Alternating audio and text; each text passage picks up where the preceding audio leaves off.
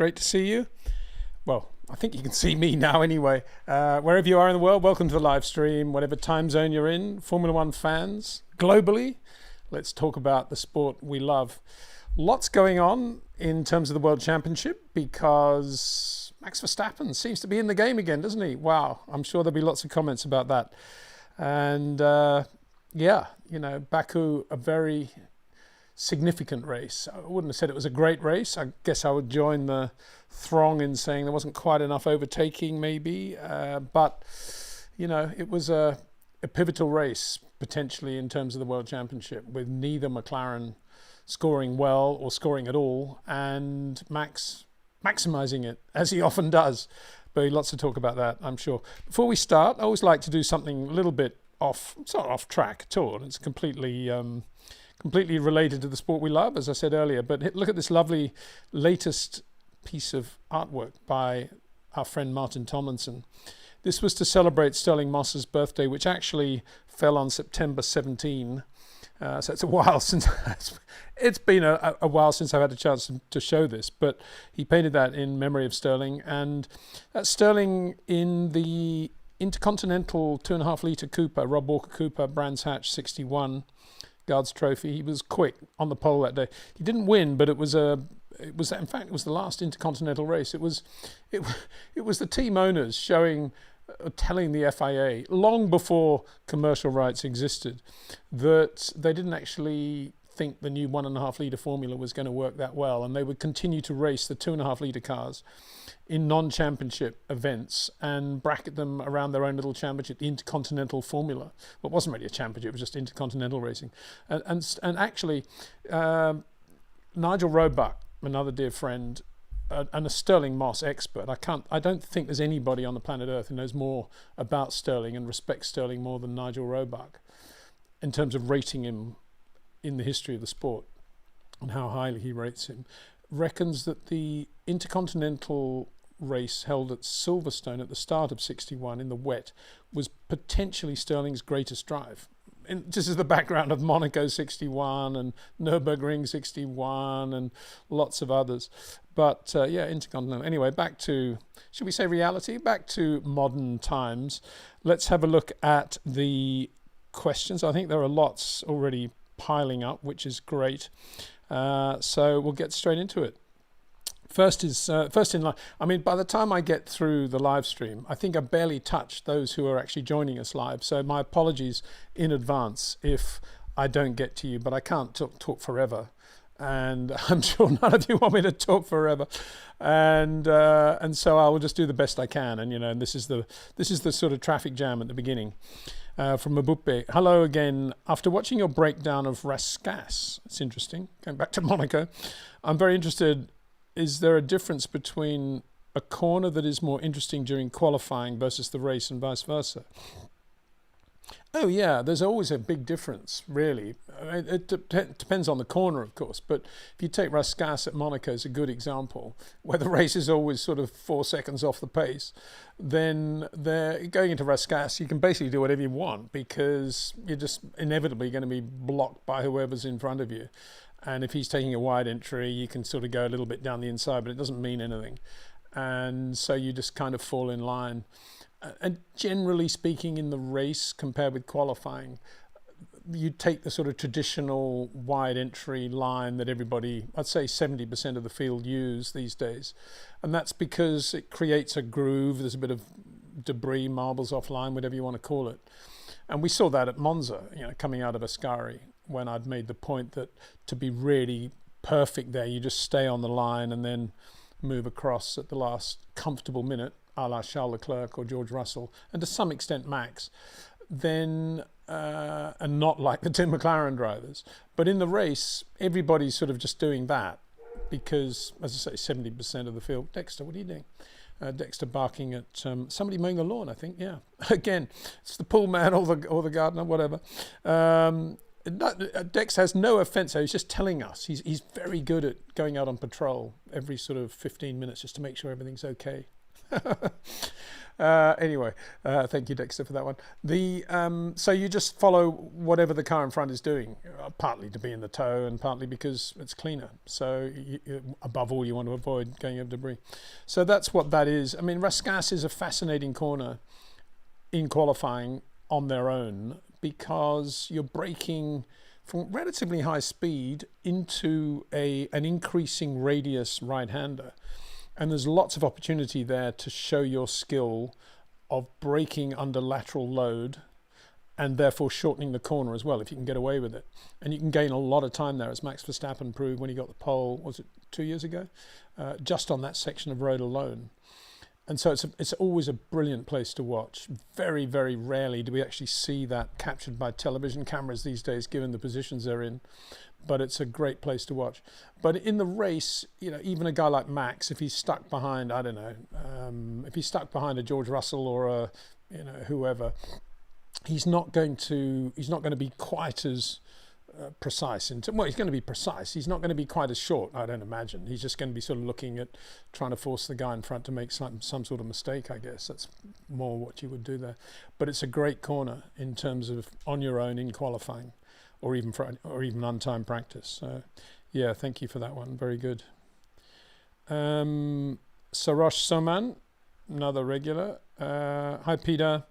Actually, I enjoyed watching Antonelli the most in the onboards. For some reason, that's not coming up. Let me just get that going again. Or is it come up? Let me have a look. No, it's not. What's happened there? I'll go back to the first question and then press that one. Oh.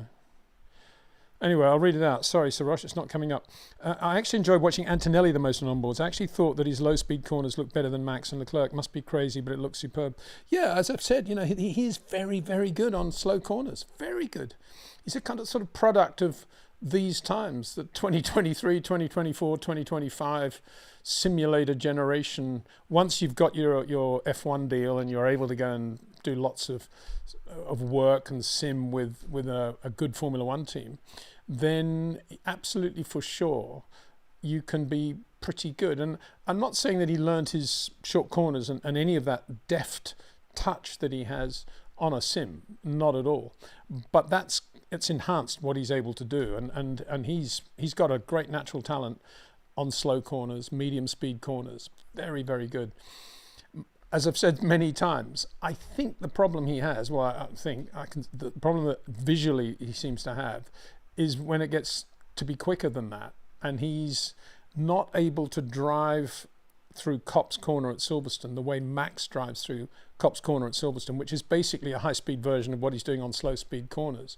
Whereas Kimi tends to become more spiky and a little bit more edgy, body language becomes a little stiffer, and that's something that he needs to progress into, I think. And whether or not Mercedes are highlighting that now in his growth, I have no idea.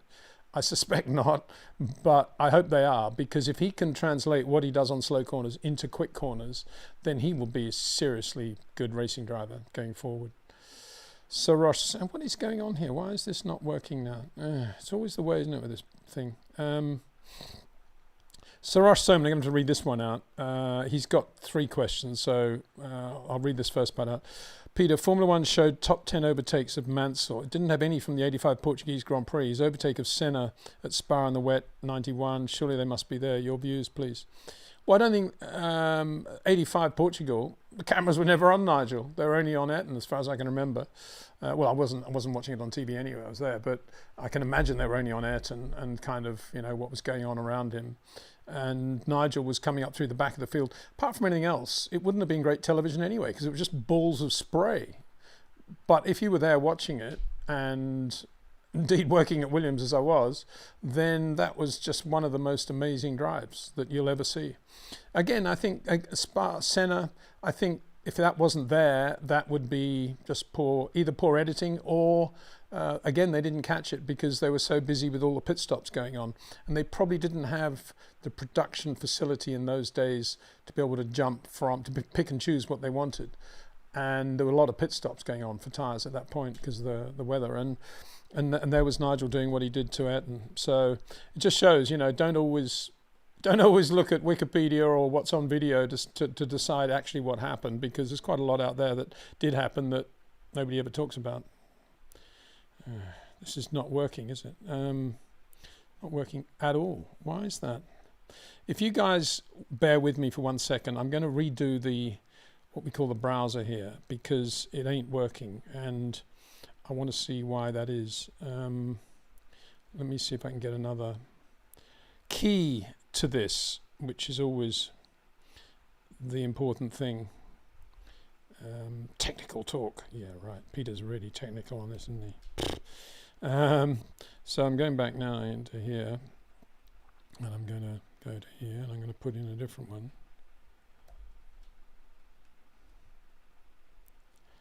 And now, I think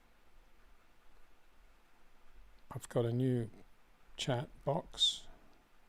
Let's have a look. Tedious, isn't it? Doesn't make for great audio either when you're doing stuff like this. Okay, that's the one we just did from Soros, and then the next one from Soros. I've done it. I can't believe it. Soros Simon again. Peter, I wasn't surprised. Okay, now I've pressed it inadvertently. Anyway, I'll read that one out because, here we go. I wasn't surprised in Leclerc crashing. He looked to be on the edge right from FP1, like he felt pressurized to be on pole based on his past performance. It was short corners but ragged.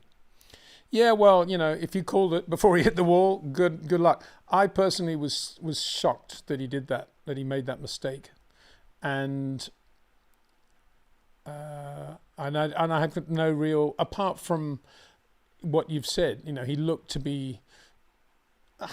Does Leclerc look ragged? I didn't think he looked ragged. I thought he looked like Charles Leclerc, and he had a car quite capable of being on the front row, if not on the pole, for sure. I think he could have gone out and done the max lap right at the end, but he just, they're saying it was the crosswind, but you know that's schmaltzy, isn't it? Because everybody had a crosswind, including Max. A, B, if anybody can handle a crosswind, it's Max and Charles.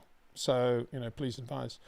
And I don't know. I can't say any more than that. I was shocked, and I think Leclerc has shown more of a chink in his armour than I thought he had under pressure in those situations with all the variables in play compared with Max. And as I said in the chat with Cameron on Monday, I think that what we saw in Baku was Max taking yet another small step forward in terms of his overall ability as a racing driver, and what he had on display in Baku was not only the normal Max, it was the Max who can handle all these variables, the wet, the drizzle, the crosswind, and all the demands of Baku.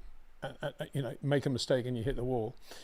And at the same time, I think Charles took a step backwards, which has enhanced actually the margin now. I think Max is clearly the number one driver in the world, as distinct from, say, 2 years ago when I was saying he and Charles, and back in 21, Lewis as well, were pretty much equal. But I think Max has got the edge now on both of them. And I think for different reasons. You know, as I've said all along, Charles had a different career to Max, completely different. It's all shrouded in emotion and high tension and having to deliver under pressure time and again and living under the Ferrari stress, whereas Max has had a much calmer, more logical UK team progression with very good guys like Wheatley or Jonathan Wheatley or Paul Moynihan in his ear, and those guys are just so good. And his whole race engineering team on the pit wall. I mean, they're very impressive people to listen to. Very calm. Another one from Soros says, I noticed that whenever Hamilton or Sainz previously goes quicker, Leclerc on board next shows him to be a bit ragged until he gets unsettled. He should be intelligent enough to understand that he is naturally talented and not allow the emotions to get better off him. Maybe someone a Prost can advise him. Yeah, you know, every racing driver is different. I'm not sure. I mean, maybe Alain would be a good guy to talk to about that. You know, Alain had his shortcomings as well, but yeah, he was very good under pressure, very calm. But then he had his days when he was beaten by Ayrton, beaten by Nicky, and that's not something Leclerc would ever want. He would never want to be beaten by Lewis Hamilton at any point. So, I think it's more just that he's always had this emotional thing. And as I said in the video after the race, I'm just looking back now to remind myself, he started on softs and then they switched him to mediums for those last runs. And I'm not convinced that that was the right thing to do in those circumstances with so many variables. If you look at Lewis, who's on softs all the way, and it didn't work for him either, but for different reasons. But if you look at Max, mediums the whole way until he was obliged to run that new set of softs right at the end of Q3 for that one lap. But Max just had that same feel from the medium, whereas Leclerc was going, he was going from one compound to another, and he had all the variables. And for sure, the Ferrari's a more edgy car to drive than a Red Bull now, and certainly than a McLaren.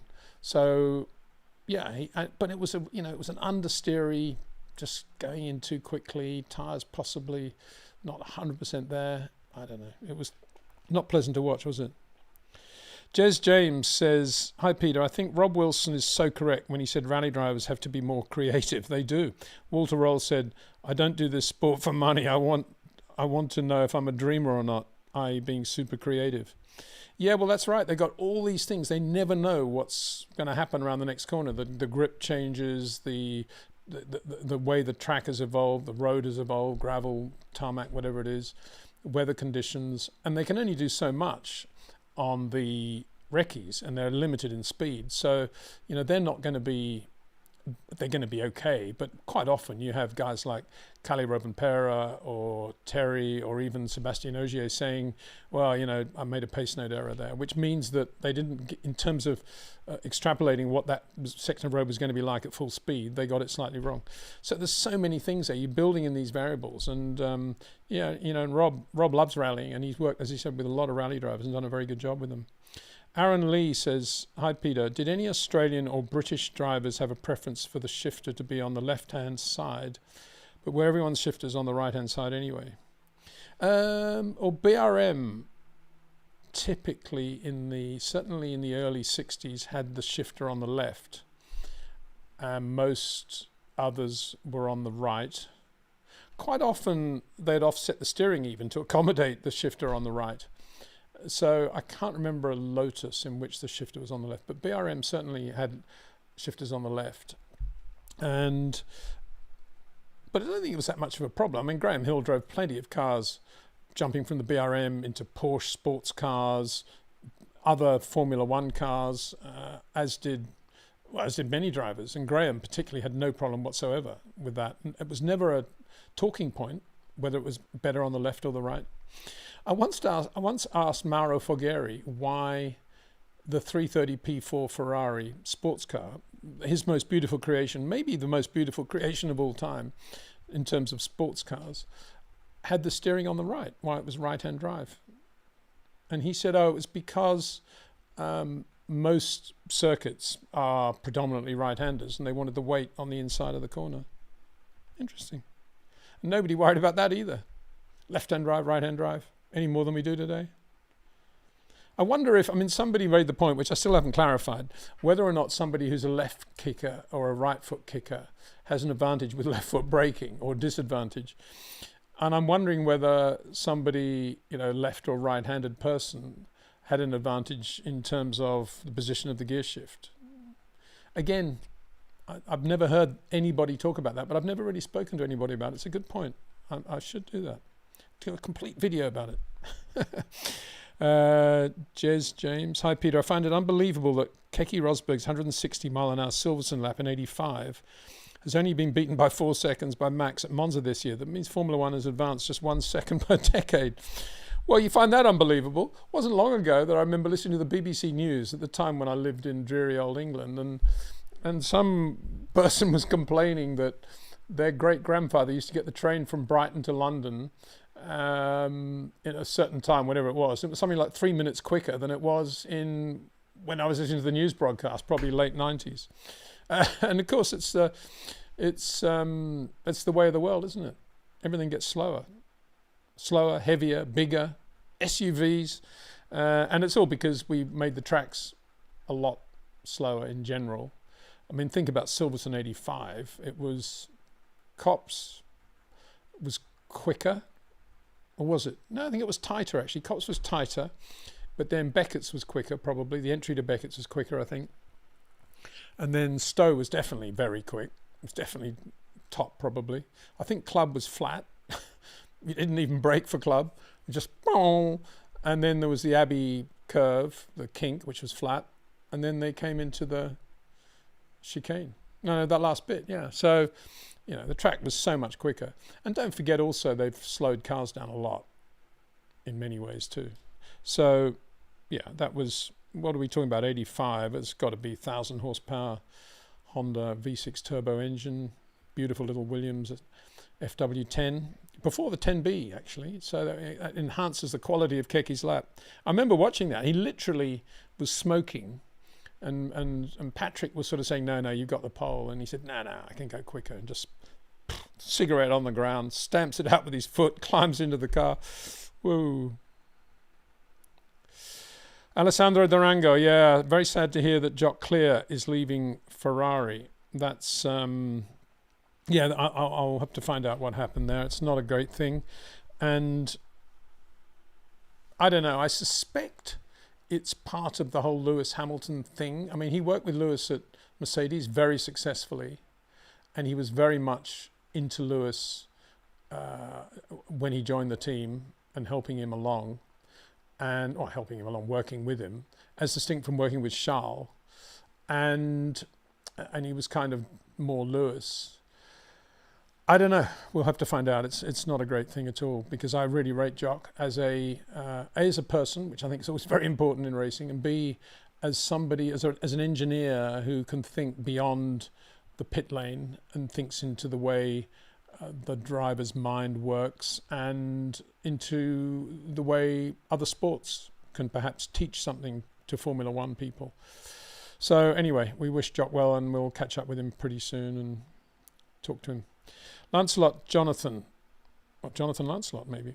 Since Max is more of a short corner driver and most of the drivers brake at about the same point, I feel like his initial brake release comes earlier because of where he chooses to turn in. Yeah, I mean, that's right. But don't forget, he's not braking into the turn-in point. He's braking into the rotation point. And that's a big point. Excuse the pun on the points. So you can never... I mean, he's extending the straight when others are looking at a point. They're braking to the end of the straight, if you like, whereas Max is extending the straight. Maybe he's getting on the brakes slightly earlier, but he's not braking as hard when they're braking hard. So it's very, very difficult to compare the way Max brakes and at what point he really slows the car down with that of, say, a Carlos Sainz. And that's where all those graphics on screen are very misleading.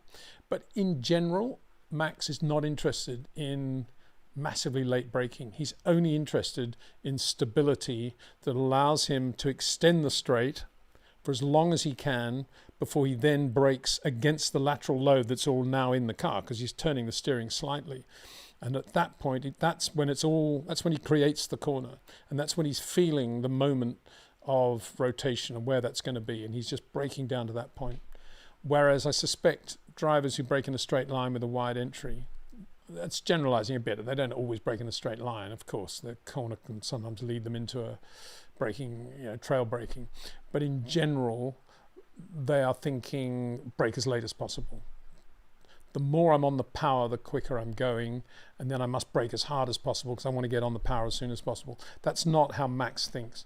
Max thinks, I've got to create the corner so that I've got the rotation point exactly where I want it, and then get my nice clean exit and extend the straight on exit.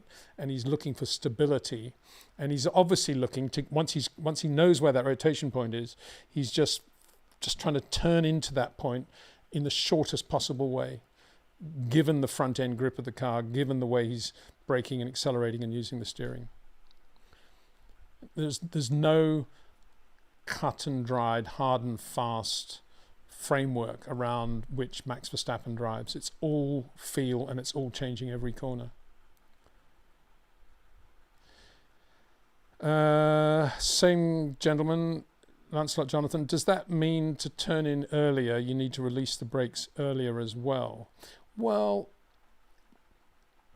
it's not a question of releasing the brakes, it's how you release the brakes. As Rob Wilson said, I don't know if you've listened to the interview we did with him, it's all about the rate of input.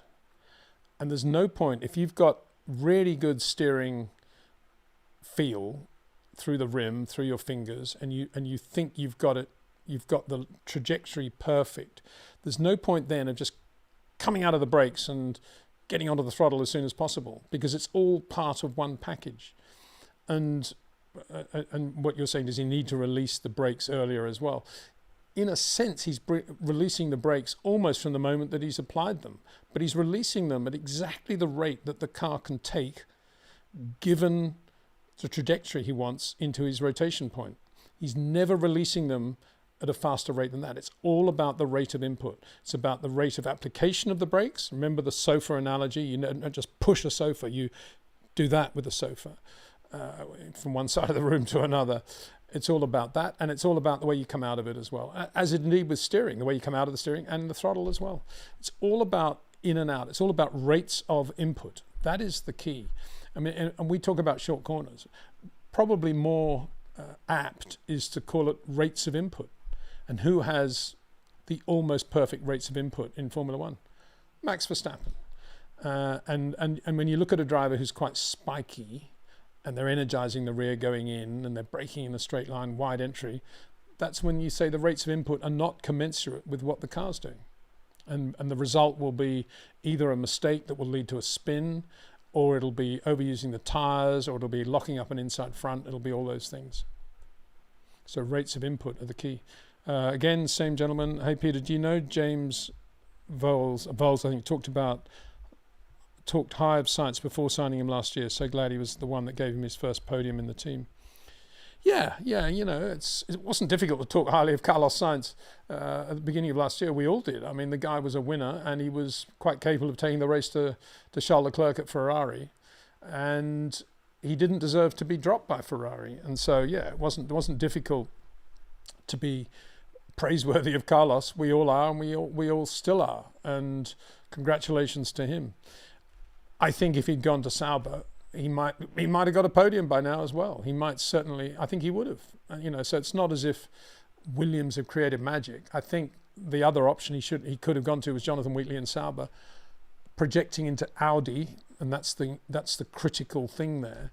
And I think that car's pretty good, and the team's pretty well run as well. But you know, each team has its circuit, as we said at the start of the year, amongst the midfield, and some of them don't have the building blocks or the capacity to be consistently good at every track. And that's why you hear them saying, oh, we didn't think we'd go very well there, or we didn't go very well here, and blah, blah, blah. You know, excuses, really. But yeah, I think, you know, obviously a great result for Carlos. Very pleased for him. Very, very pleased for him. And very pleased it happened on a day, more importantly about the Williams thing, much more importantly, it happened on a day when it was a disaster for Ferrari, and he thrashed them both. And that was good. You know, being up on the podium, looking down at Ferrari, I think for Carlos would have been, and I hope a lot of people in Maranello were watching that, because, you know, he didn't deserve to be sacked.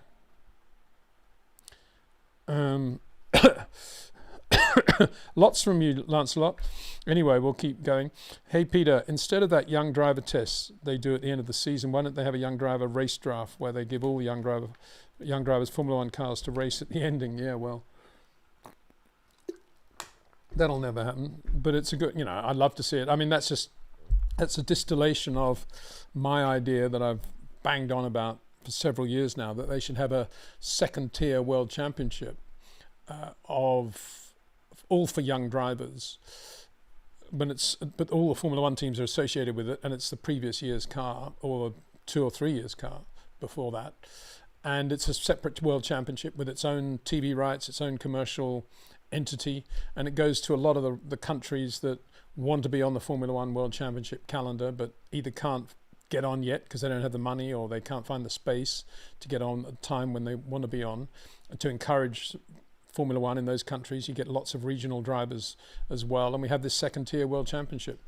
And it's a bit like, you know, the Challenge Tour in golf, or the Masters Tour in PGA Tour golf, and they do it in tennis as well, except for it's for the older boys in those sports. I'm saying it should be for the younger here because we don't accommodate them anything like well enough. And if they can't get a Formula One drive, they very quickly go off to WEC or IndyCar or Formula E, and that's not good. Not good for Formula One. I mean, it's okay for them, I guess, but it's not good for them either, really, is it? Because you don't want to see really talented drivers that should be in Formula One racing in wherever, you know. And so I think we should do that. So there we go.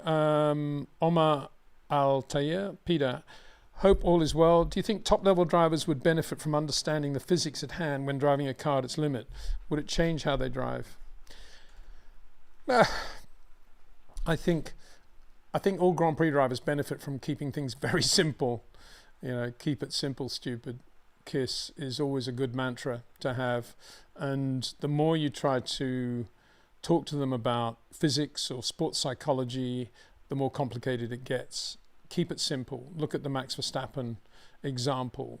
You just look at the things that are going to directly affect you based on your knowledge of how you drive and what you can do with the car. And a lot of it is looking deep inside yourself and understanding who you are as a racing driver and what your talent is and what you're not quite so good at. And I think that's the failing of many drivers. They very good at listing what they're good at, late braking, very good at overtaking, very fast, good in qualifying, whatever they might want to say. But how good are they at listing all the things that aren't so good? And of course, they're all human beings. And you if you really sat down with Max in a private moment and you were talking about his driving and you said, what don't you think you're that good at? Where could you improve? He for sure would have 4 or 5 areas where he knew he could improve still more. And so that's what it's all about. It's about being very simple and honest with yourself and understanding the way you drive. And I made this point many times and I'll make it again. I think it's more difficult now for drivers of this era to understand how they drive than ever before, because there's so much data and so much engineering clobber around their side of the garage that it's very difficult to distinguish between what the driver's doing naturally and what they think the car is telling them to do, and therefore is a shortcoming of the car. And that's the problem. Before we had so much data, it was relatively simple. And I think drivers were more self-critical then as a result. But today, a driver can hide, without knowing it, he can hide behind the data and be convinced that he's the fastest guy in the world if only he had this, this, this, and this. And that's the problem in terms of how to develop as a driver and how to be a faster, better racing driver. Too much information. Aldous Huxley. So your question is, would it change how they drive if they had... No, well, I don't think it would. I think it would make it worse, actually. I think that it's all about feel. It's all about feel. It's all about rates of input. And rates of input are not a thought. They're not the result of a thought process. They're a result of a feel reflex process. And many drivers use reflexes the wrong way. They use reflexes to correct a mistake. The back end suddenly snapped out. Great car control. That's fine. All good racing drivers have that. But the other reflex is a mentally driven reflex based on the feel of the car on the surface of the road and having exactly the right rates of input from the throttle, the steering and the brakes without thinking about it. And that is the art. That's very difficult to do. You can be born with it, like Max Verstappen, like Charles Leclerc, I think like Lewis Hamilton, probably like Isaac Hadjar. But below that level, and some others as well, but below that level, it's more mechanical. It's more, this is the point, this is where I want to turn in. Oh, the car's got understeer. Oh, I need to get that fixed. They're not adjusting. They're not adapting naturally to it. And so they feel more understeer than a great driver would. Omar Altair again. Could you please share more of what happened between Fernando and Felipe at Ferrari? Well, I have to say I really only know this from Felipe's perspective, which basically in a nutshell is that it was a really, really good team. Everything was working harmoniously in the post-Michael era. Kimi even era even. And when Fernando arrived, it was like, this is Felipe. I'm basically condensing what Felipe said to me. When Fernando arrived, it was a bit like, right, this is how it's going to be. This is how I want it to be. This is the shake-up. I'm Fernando Alonso. No, I don't want that. Don't want this. Blah, blah, blah. And he said within half a season, the whole team had basically fragmented. And he wasn't referring just to top management. He was thinking of the boys in the garage, boys and girls in the garage, and so forth.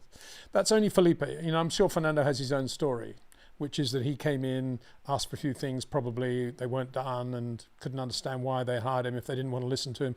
I'm sure there's a Fernando side of the story as well. But what he didn't do was what Kimi did, which was basically just plug himself into the Michael Schumacher system and say nothing, do nothing, don't touch, win a world championship and disappear. And I think it's not the first time Fernando's done that, of course. So but I know Felipe was basically heartbroken that the team was so quickly ripped apart. Muzzy T. Both Lando and Oscar will be accidental champions. I don't see either as a worthy champion.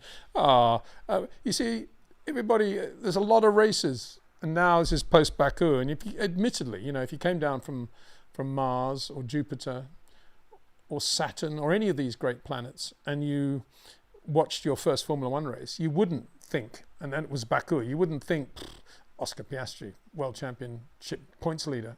You wouldn't think Lando Norris, the guy that might beat him to the championship. But it's only one race. Give him a break. And I think Oscar, this will be, as I said, after Monza, we need to wait for Baku to see whether or not the Red Bull pace is real, whether that floor is going to work on a different sort of circuit. It does, and so therefore we can say the pace is real. Red Bull have a lot more pace now than they've had all year. They're much closer to McLaren than they've ever been. I still think McLaren's the best car, but Red Bull's not far away. McLaren probably a little bit more consistent, more drivable still, probably a little bit better on its tyres. But I think you could also say that Singapore's coming up next. And before we jump on Oscar's back, let's see how he goes in Singapore, because he could be the sort of driver, and I think he is, because he's got this sort of laconic Frank Gardner, Jack Brabham, Australian. Yeah, okay, well, that was Baku. Let's move on, mate. And I think he'll use Baku to be brilliantly good around Singapore. That's my gut feeling, and I think he could go have a great race in Singapore. But we'll see. It's the McLaren will be a great car around there. It didn't start well for him with that long delay in FP1. And I'm assuming when I say that about Singapore, that he doesn't have a similar delay there, or have to let some young guy drive the car for him, because on a street circuit, even if it's green and even if you're second off your own pace because it's green and you're just finding your way, letting the track come to you, it's still good stuff to have. It's still good road dust to have as you're moving forward into FP2, FP3 with fuel maybe. All those things build up on a street circuit more than a normal circuit. And Oscar didn't have that.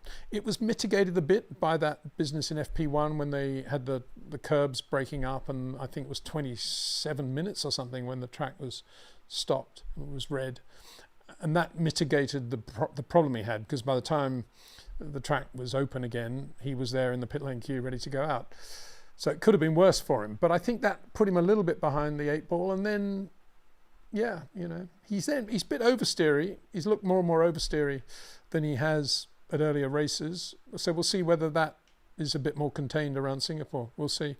As for Lando, I'm not going to put words into his mouth because sadly he's no longer with us. But I know if James Hunt had been doing the TV commentary for Baku, I'm pretty sure if James is doing the TV commentary for Baku, he would have been very, very critical of Lando Norris's drive. Lack of fire, lack of aggression, lack of wanting to take advantage of a situation in which both Ferraris were slow, as slow as he was, but he should have got well away from them. He should have beaten Yuki Tsunoda. I can hear James saying that, and so on, and he didn't do any of that stuff. And it's very easy to say, well, difficult to overtake. He was in a McLaren.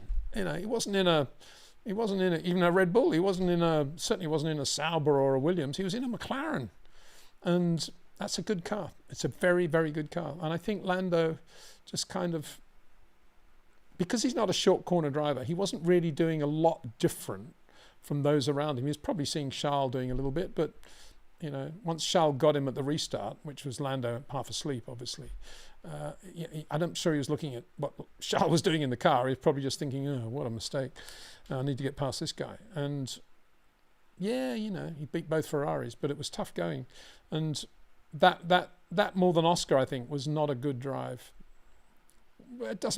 It's one race. There's so many races, though. Should that have a bearing on whether he's a worthy world champion?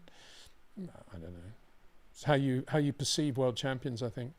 Depends what you mean by worthy world champion as well, because in the old days, my days, I suppose I should say, a world champion was not only considered worthy based on how he'd won his championship and the races he drove, he was also considered worthy based on how he was going to be an ambassador for the sport, particularly over the winter, of what he was going to do for charity, how he was going to visit various places and represent the sport as the leading figure of Formula One.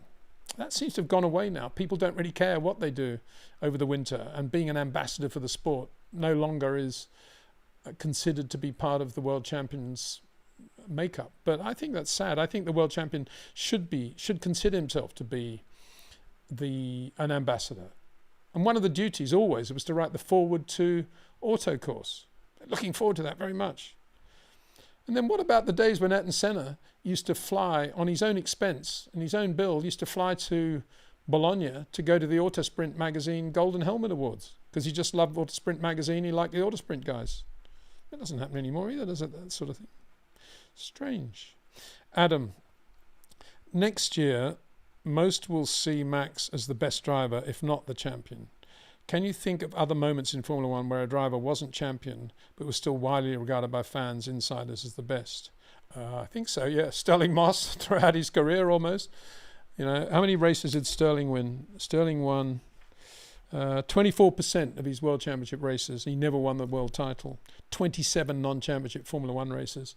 32 big sports car races, including the Mille Miglia, and 7 TTs at Goodwood. Serious racing driver, never won the World Championship.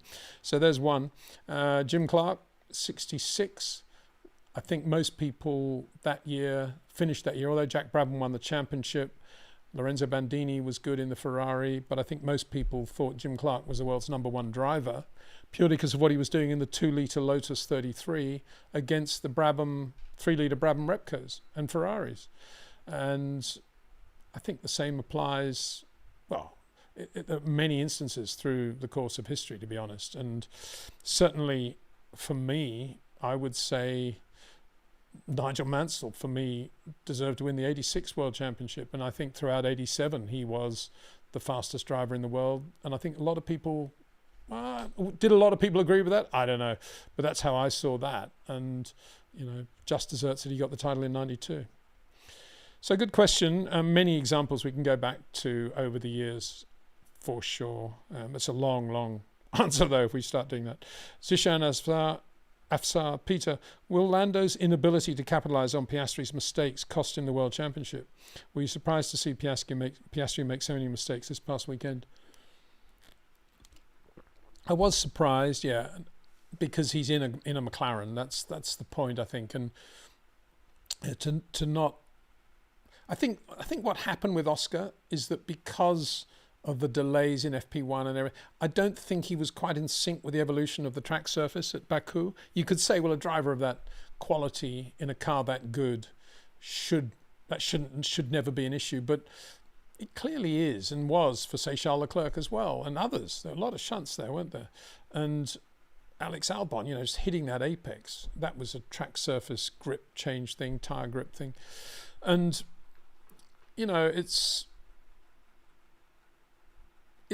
about letting a street circuit grip evolve, and it's a bit like your rates of input reacting to the dynamic movement of the car.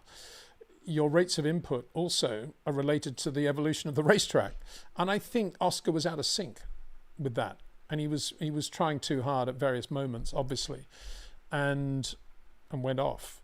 So was I surprised? I suppose one circuit so far where he's looked that bad, and it was a street circuit where he was kind of out of sync with the grip. I was surprised, but I'm prepared to write it off for once. If he does it again in Singapore, it's a different matter, of course. But Lando's inability to capitalize, I think, is a more important point, because he had a good race car. There were no mechanical issues, as far as I know, with that McLaren, and he just failed to deliver. He failed to deliver in qualifying. That was the problem, and it was a sort of very wishy-washy last lap. What was he on there?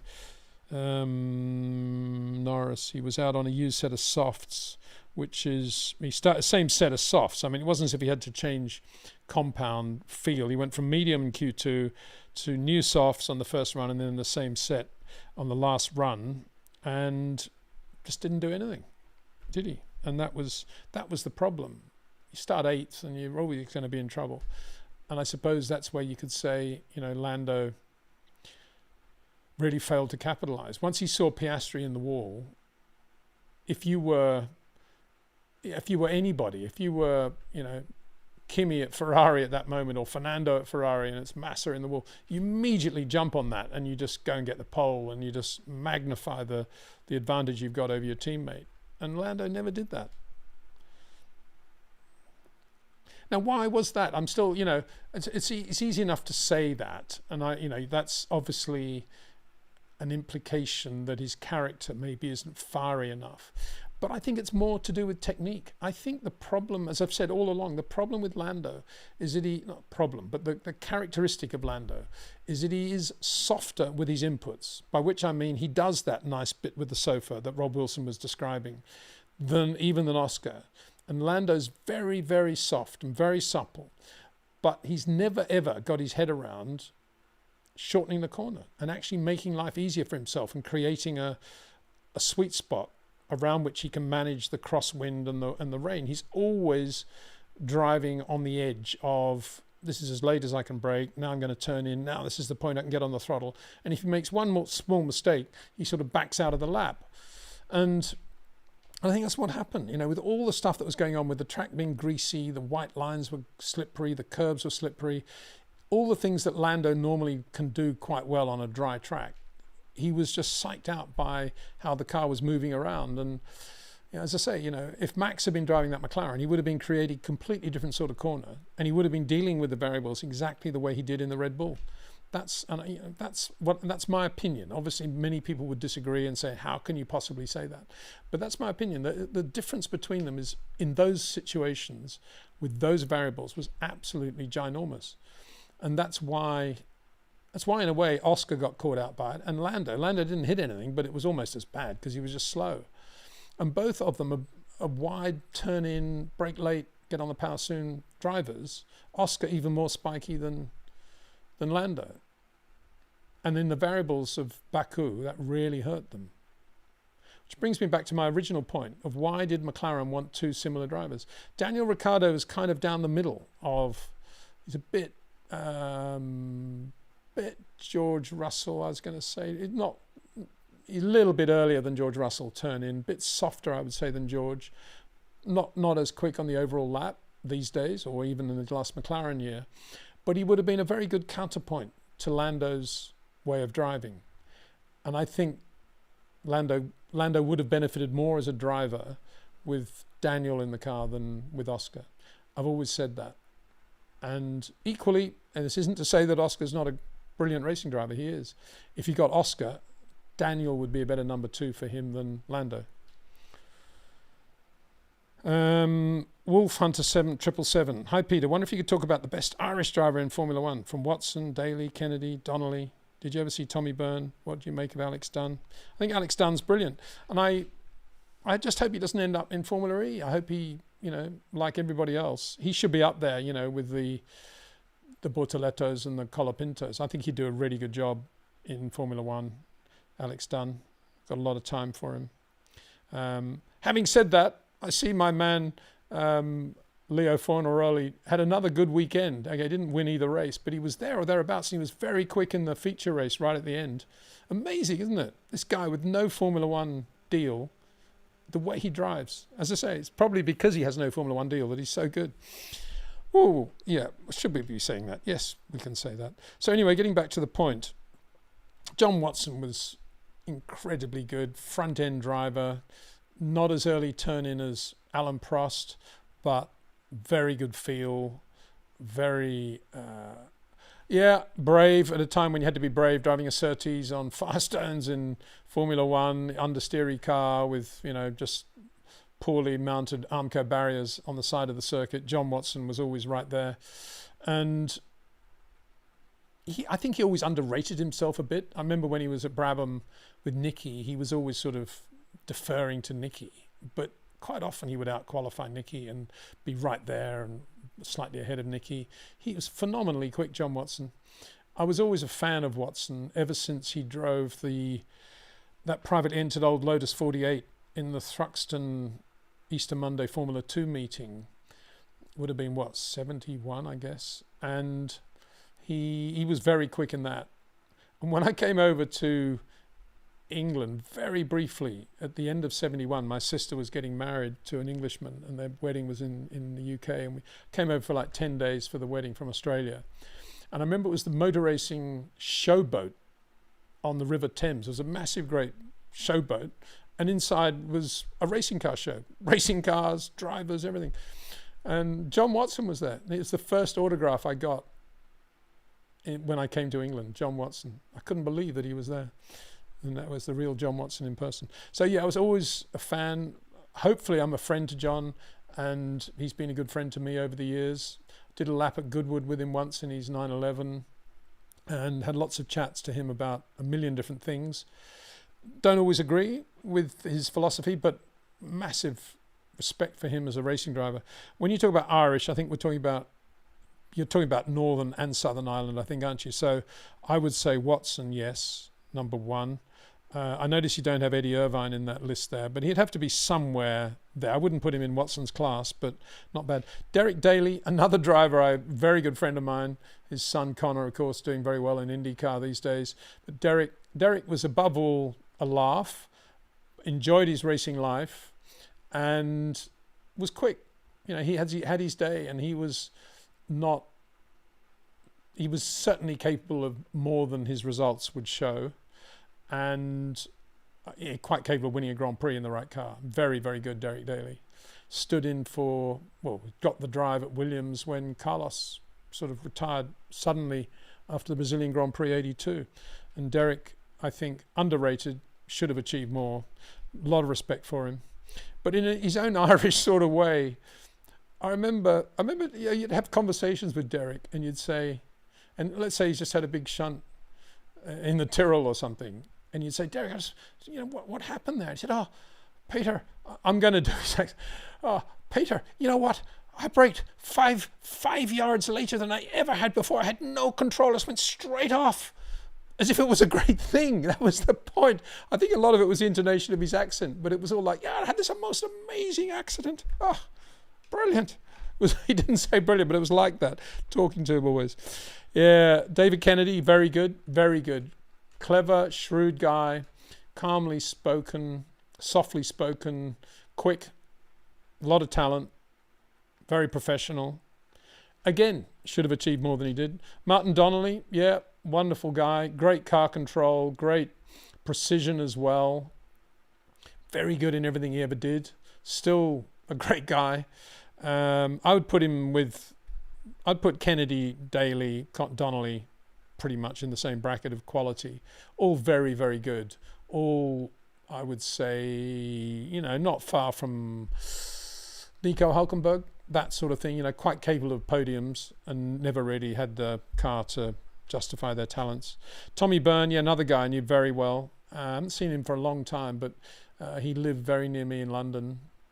And we used to play squash together a lot.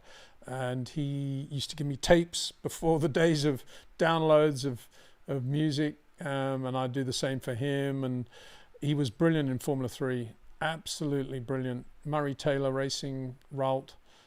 as good as anybody you'd see. I mean, I saw Brundle, Senna, Dumfries, and I'd put Tommy right up there with those guys. I mean, up with Senna, maybe not, but certainly everybody else is just a tad slower. I mean, Calvin Fish, he was at least right there. And Tommy was smooth. He was he was slightly early on turning. Very similar to Martin Brundle, actually, the way he drove. I thought very, very good. And I remember, when he went off to do his McLaren test, which was the reward he had. And it was a semi-wet day, I think, at Silverstone, McLaren M23. I think Tyler Alexander was running a test. And I remember he rang me. I was in a pub for some reason. I don't know why. Never really go to pubs. But I remember I was in a pub somewhere in Surrey, and the phone, it was a mobile phone. I can't remember. Maybe I told him where I was. I don't know.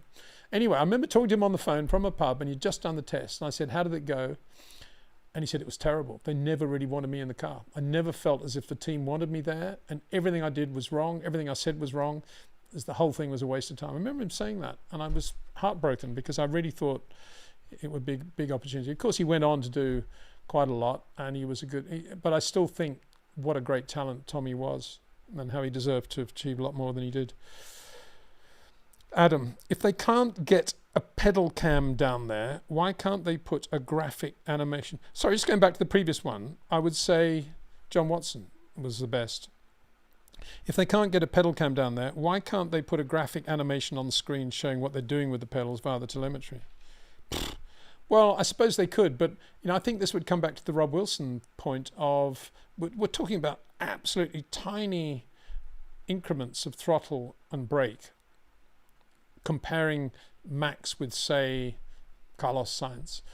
The difference between the two, I don't think would show up on the telemetry that they've got if you were just showing the numbers, because it's digital, as Rob says. So, and it would be all happening. Although, as Rob says, speed isn't the thing with footwork. It's all about patience sometimes and being off the pedals. It would still be very complicated to try and look at it numerically, all that, I think.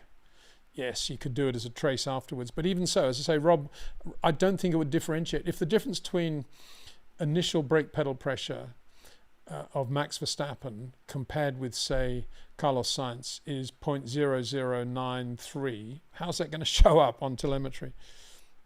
But it is something as small as that. That's the point. And that's why it's a beautiful thing, because it's something that engineers and data acquisition people can't grab and get hold of and dissect and ruin. It's all something out there that comes under the heading of black magic almost. And Max has got it. And you see it in his body language and in the way he talks. Body language and tone of voice is so important. It's just as important as what they say, is how they say it. That's why you always have this feeling that Yuki Tsunoda's on the edge compared with Max. Zishan Afsar, how different do you think Laurent Mekies operates to Christian Horner in the running of RBL? Tsunoda seems more confident already. Yeah, I think he's doing a very good job, isn't he, Laurent? And he did a very good job at Racing Bulls, and he seems to be very good at spending time with people and understanding people, including racing drivers, and keeping everything calm. Now, I think Christian was as well, until a certain point arrived, and whether it was all to do with Red Bull politics and or other stuff going on behind the scenes, but there was a lot of stuff that built up around Christian that probably made it very difficult to be a Laurent Mekies. You had to have somebody with a clean sheet of paper coming in, getting to know everybody organically, and then getting the best from them, and not pushing too much if that isn't required, and equally pushing a bit more if that is required. It's an art. And running a company, running a team, anyone will tell you it's all about people. It's getting the best from people. Unless you want to destroy a company, of course, and come in and just fire everyone and then sell the company for a vast profit. But we won't go into that one. You know what I think about that. But in general, I think it's all about people. And I think what you're seeing with Laurent is that he's just understanding people, and he's getting the best from them in a very human way. All credit to him. Not easy to do, but I think it's not easy to do, because it's going against the trend of Formula One superstarism of being a team principal. in the sort of Flavio Briatore sense of the word. But it's doable, definitely doable, as you said. Speaking of Flavio, I just, I've had a couple of quite unsettling emails from people saying, why are you so hard on Franco Colapinto? And the reason I'm hard on Franco Colapinto is because he doesn't seem to be developing as a driver. The mistakes he made at Baku were identical to the mistakes he's made everywhere else. It's the back end of the car, turning in too wide, getting the power on too soon. You can do that once or twice as a young driver, but if you're doing it basically a year later, you got to think, why isn't he learning from that? But then again, maybe I'm being too harsh, because ultimately it's up to the team principal to be saying to him, what are you doing? Why are you driving so much on the rear of the car? You're the only guy that hit the wall at the back of the car, really. A big crash. Lots of people skimmed the wall, but in terms of actually crashing, everybody else went in front end. They're using the front. You went off with the rear of the car, and that's about how many times have you done that? And I wonder whether that conversation's going on. And I think it's not going on, because they just think, oh, racing drivers, plug him in, young guy, makes mistakes, no problem, he'll be good at the next race, go, give him confidence, blah, blah, blah, and they keep driving the way they drive. And it's such a shame, because as Rob Wilson says, and he's said this many times, any driver with a core of great talent, and all these guys have, including Colapinto, they've all got a lot of talent in their fingertips, in their being. Any driver can then progress in terms of rates of input, softness of touch, subtlety of movement, to the point where they can start to create shorter corners. And even if they don't do that, they can at least drive like Lando Norris and be calm and soft with the car and create a little bit of a sweet spot that they're not obviously having at the moment, because they keep hitting the wall. That is there. It's attainable and doable. And I don't understand why a year later, when you see guys like Bortoleto improving at the rate he is, or Isaac Hadjar, I don't understand why Colapinto isn't.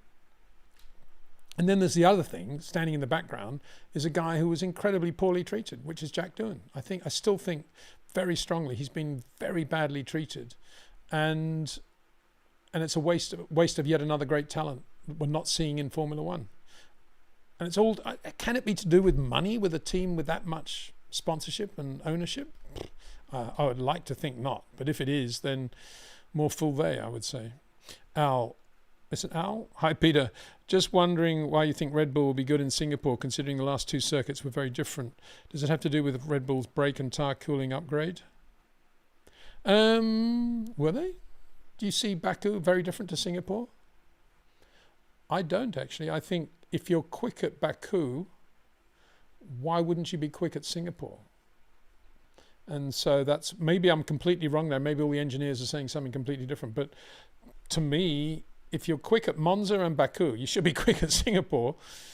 What's Singapore got that, makes it so difficult and so different? Yeah, it's much harder on brakes. I'll give you that. But I don't think that's going to be a problem for Red Bull.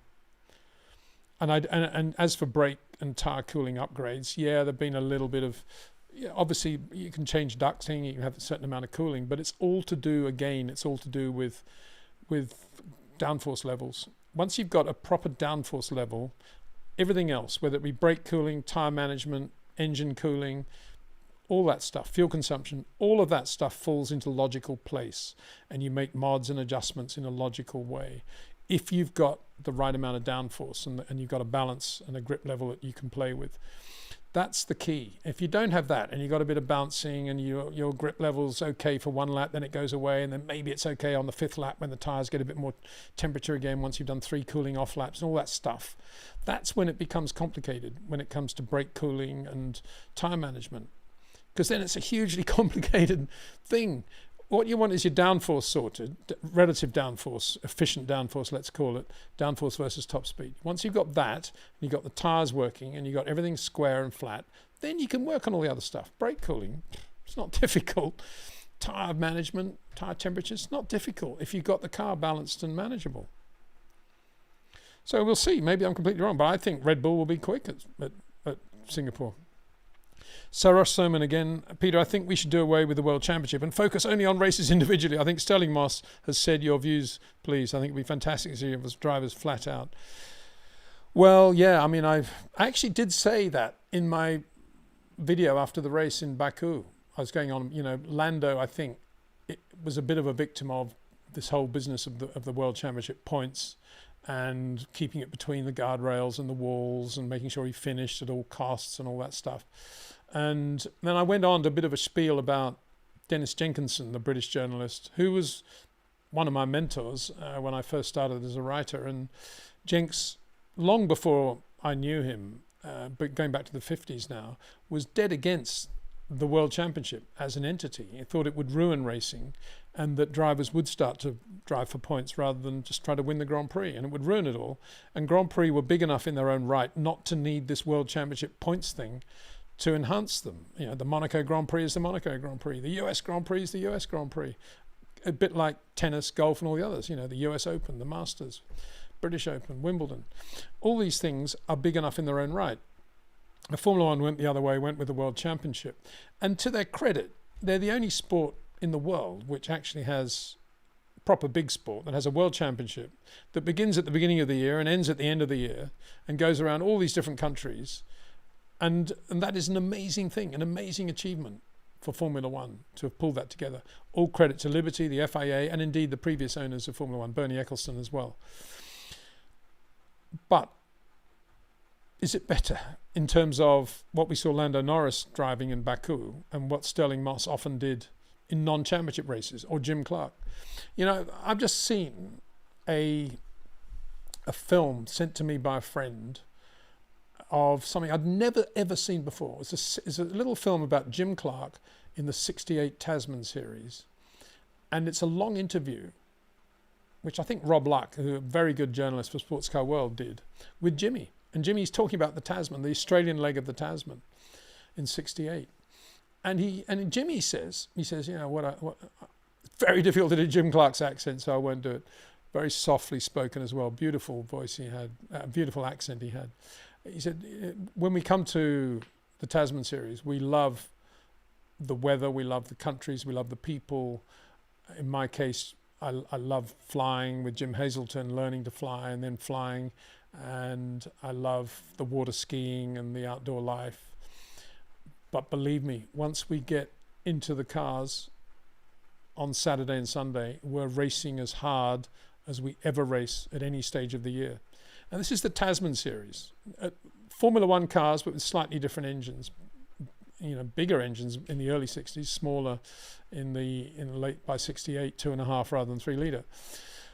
But Jimmy's saying we race absolutely flat out. And isn't that a lovely thing to hear? No points involved, basically racing for a trophy, the Tasman Cup, and they all had a nice, enjoyable time. And I think that's the point, isn't it? And you make a good point about Stirling Moss, and we had that picture from Martin Tomlinson earlier, that that lovely rendition he's painted of Stirling in that Cooper. And is it better? We'll never know. And I guess it's not a question that will ever be answered. And I suppose under the heading of commercialization and money and selling on Formula One's rights to another buyer, I think it probably is the right thing to have a World Championship, to have points. But in terms of getting the best, a guy like Max would drive every race to win, regardless of whether there were points in the World Championship at the end of it or not. And think about this: if there was no World Championship and it was just the Baku Grand Prix and the next one's the Singapore Grand Prix, in between he probably would do a couple of races, wouldn't he? It's only because it's the World Championship they're all so paranoid about not letting the drivers do anything. We'd see the drivers doing a lot more other stuff. Wouldn't that be good? Louis Sequoia, hi Peter. I saw a documentary about Frank Williams and they talked about his crash and said you were with him in the car, or I misunderstood. Yeah, no, I was indeed in the car with Frank, and it was March 86. We'd been testing at Ricard for 3 days with the new FW11 Honda, and I left with Frank on the Saturday afternoon to go back to England. Frank was doing a half marathon run the next day, and I'd been at Ricard for 3 days with Mobil Oil Corporation, with their French affiliates, guests at the track. Big deal, but I think I was the first guy ever to use test sessions and the factory as ways of entertaining sponsors, affiliates and clients, as distinct from just doing it at a race meeting. So we were breaking new ground there, and I had a lot of mobile people at Ricard, and that sort of finished on Friday night, and I was there Saturday morning, and Nelson and Nigel were testing, and we drove off. And Frank was in a Avis rented Ford Mondeo, one of the early Ford Mondeos with the very rounded windscreen pillar, aerodynamically shaped. Anyway, we had the accident, rolled over, came down upside down on Frank's side. He was driving, and the windscreen pillar just basically collapsed, and he took a full blow, vertical blow on his head, which basically pushed the fourth and fifth vertebra apart like that and pinched the nerve, the spinal cord.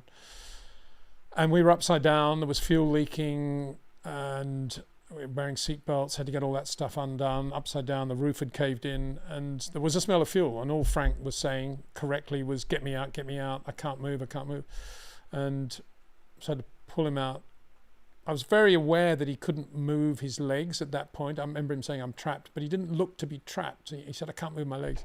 So I got under his armpits and tried to rest his head on my chest to pull him out backwards from the car, and try not to move him as more than I should have or could have.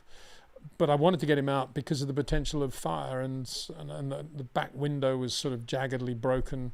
I managed to drag him through that. But actually, interesting point, then I saw a foot, actually quite a big boot, like a Timberland boot, just smashing away the rest of the glass around the rear window to give me a bigger space to pull him out, which I then did.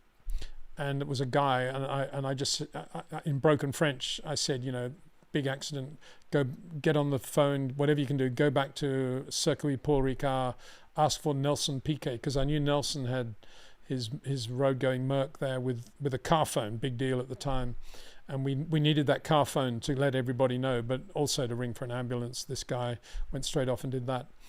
And that guy turned out to be Cora Reutemann's, in other words, the eldest daughter of Carlos Reutemann's, Cora Reutemann's mathematics teacher at a school in Monaco.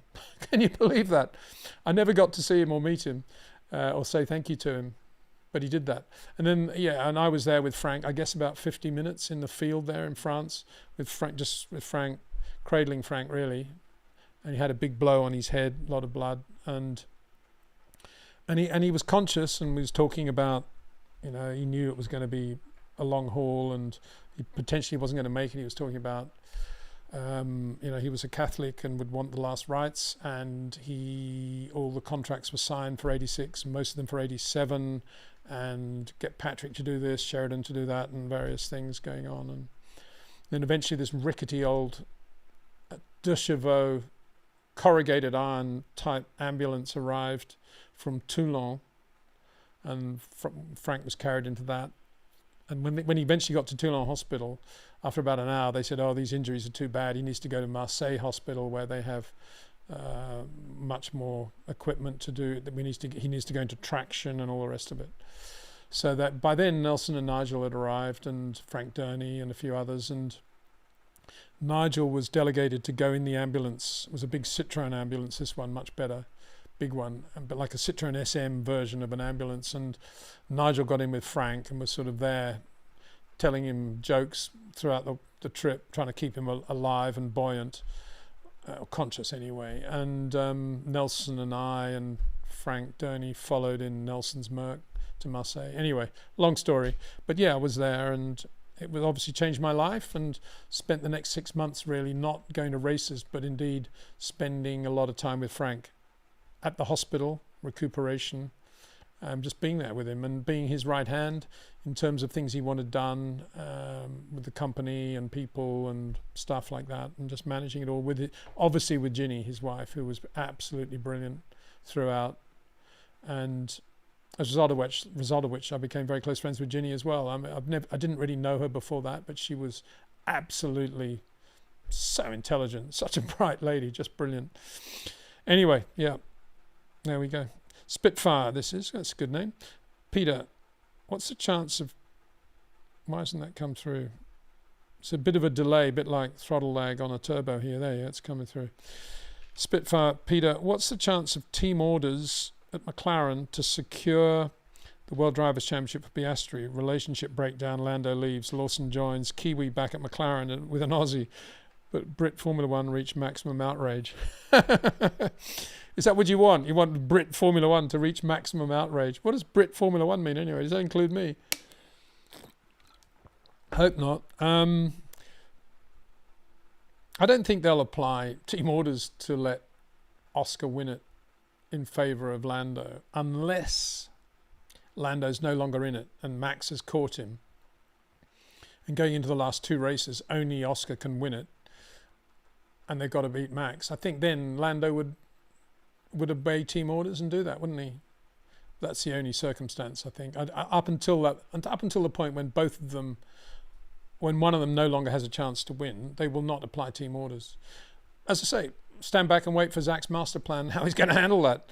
He's probably going to think, well, you know, if they crash into one another, it's good for TV, good for us. We're still going to win the Constructors' Championship, blah, blah, blah. I don't know what he thinks. But anyway, what you want, though, is you want the Kiwi back at McLaren.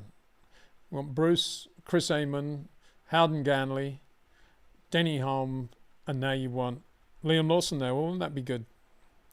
Yep, very good. He might well get it. I mean, he's driving better and better, Liam, isn't he? I think a little bit like Carlos Sainz when he was so oversteery and wide turn in the Toro Rosso days, Red Bull days, whatever. I think he eventually found that sweet spot at Ferrari when it was he just toned back a little bit on what he was doing and to the point he could start repeating it all. And I think Liam found that little spot in Baku.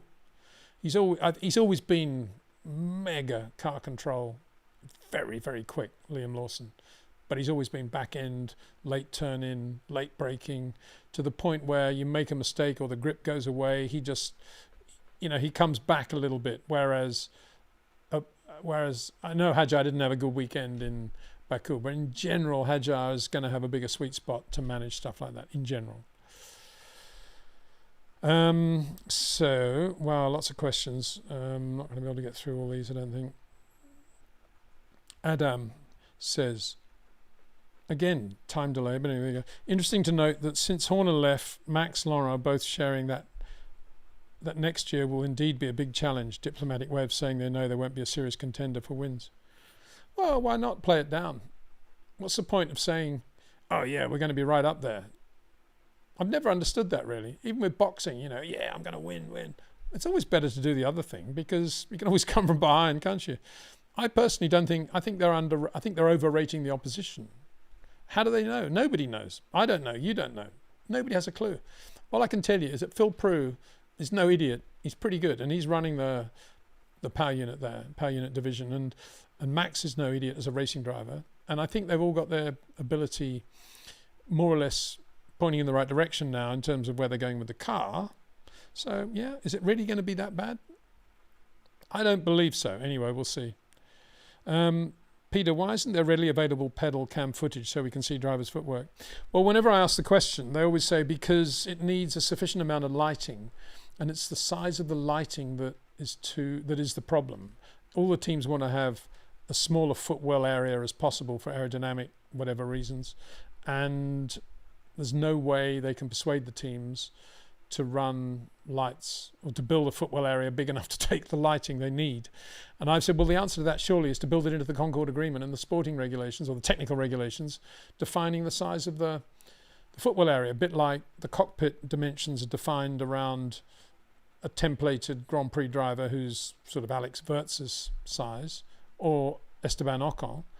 Then why aren't we doing the same around the footwell area? Oh, well, yeah, difficult. So it never happens.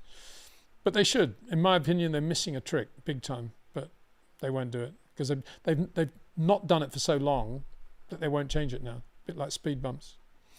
Nicholas, legend still says that Lando's still driving around like an old woman. Oh, well. Is legend another person or is legend the legend of Lando Norris? He's not all the time like an old woman. Come on, just with a bit of crosswind, a bit greasy he is. A bit circumspect. But but if there's maximum grip at Singapore, you set a soft, clear lap, he'll be quick. Don't worry. Adam, this is why Max is competing in GT3 24 hours next year. He knows he needs something else to keep him motivated. Well, yeah, exactly. But even if he's even if he's not that quick, if the car's not that quick, sorry, let me rephrase that. Even if the car's really quick, I think he'll do it anyway because he knows it's a good thing to do as a racing driver. Much more healthy than, dare I say it, going to movie premieres or fashion shows, or even just going to the gym every day, or riding bikes up and down the mountains at Monaco.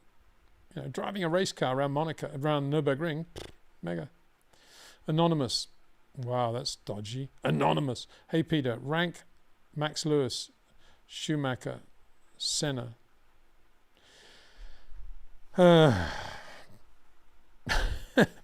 Well, I'd say Max Lewis and Schumi at various moments of their careers, very, very similar. All short corner drivers, all brilliant in terms of rates of input. Don't think that applies to Lewis now. I don't think it applied to Michael in the Mercedes years, but it still certainly applies to Max now. But if you take the best from Schumacher and Hamilton, not far away from Max, very similar.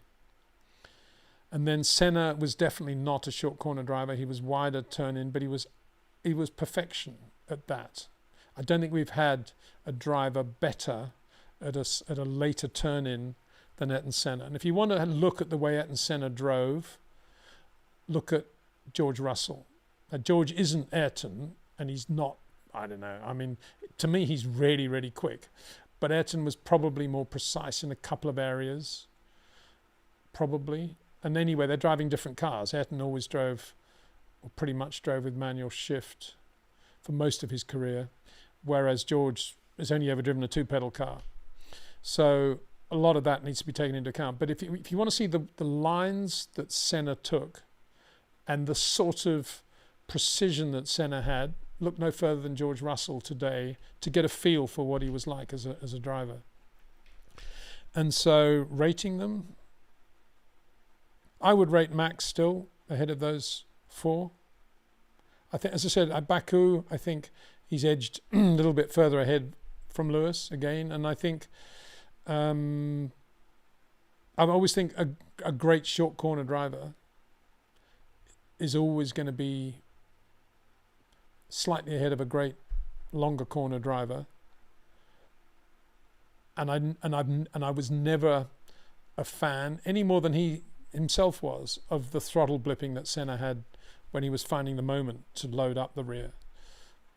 And I say that because I remember talking to him about that in Formula 3, and he was saying, yeah, it's a habit I've had ever since karting, and I need to try to get over it. But he never did, because it actually worked quite well for him in the turbo lag days of Formula 1. And it kind of gave him a nice way of getting the power at exactly the right moment when there was throttle lag on the Honda engine, and the Honda people loved it, and so he never got away from that. But in a normally aspirated car, I don't think it was as precise as the way Max uses the throttle, and I don't think Ayrton would ever have changed. I think he was always like that.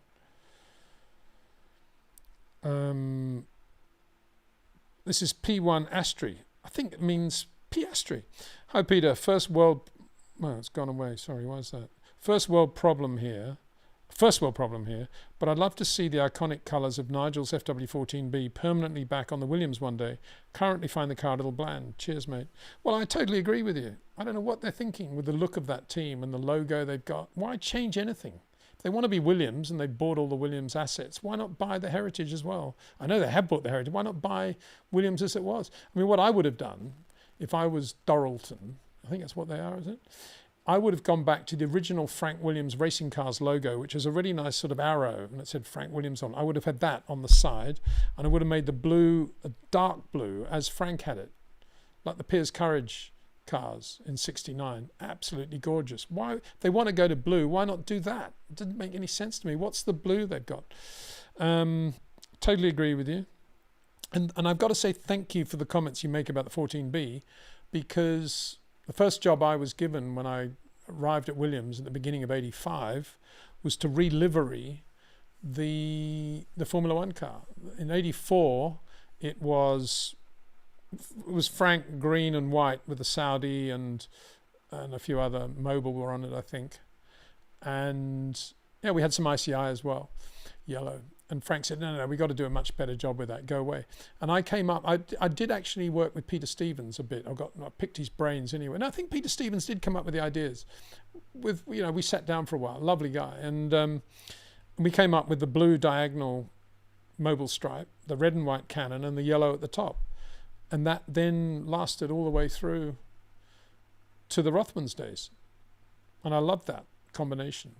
And I did a lot of the graphics for the design of the shirts, which Patrick hated. Initial ones anyway. Couldn't stand them. I feel like a clown wearing these. And so, but yeah, there were great moments when you could do those sorts of things. And we got all the sponsors in. And I remember Mobil, it's not untypical of any sponsor, but Mobil, they have that Pegasus, the horse, they call it a Pegasus. The angle of the Pegasus had to be absolutely perfect within half a degree every time. And then we had to accommodate Honda, which is not easy because Frank would always oversell Honda's space, and then we had to try and make them happy and give them less space than they thought they were entitled to. Super chat here from M.A. Khan. Thank you very much, M.A. Khan. I've clicked on it. Hope it appears. It's very slow reflexes on this question box thing today. Why is that? Anyway, I'm going to read out M.A. Khan's super chat, but thank you for it, mate. Peter, do you agree with Max that he can practice his driving in any type of car? Lewis had said at Formula 1 level, you can only practice in an F1 car. Totally agree with Max. I can't believe Lewis said that, but it's only because he's never done a day with Rob in a Ford Puma. And then he would totally disagree with what he's just said. And anyway, what would Lewis think, or what does Lewis think, because I presume he knows this, that after 3 days with Rob, Bruno Senna said, my uncle would have loved these days, i.e. Eton. What does Lewis think about that? Because it's the first time you can really touch and feel the art of driving. I know we're just in a road car, and in those days it was like an Opel Kadett or something, I don't know what it was, but it's always manual transmission. Eton would have absolutely loved this, said Bruno. And there you go, it's come up. Talk about slow reflexes.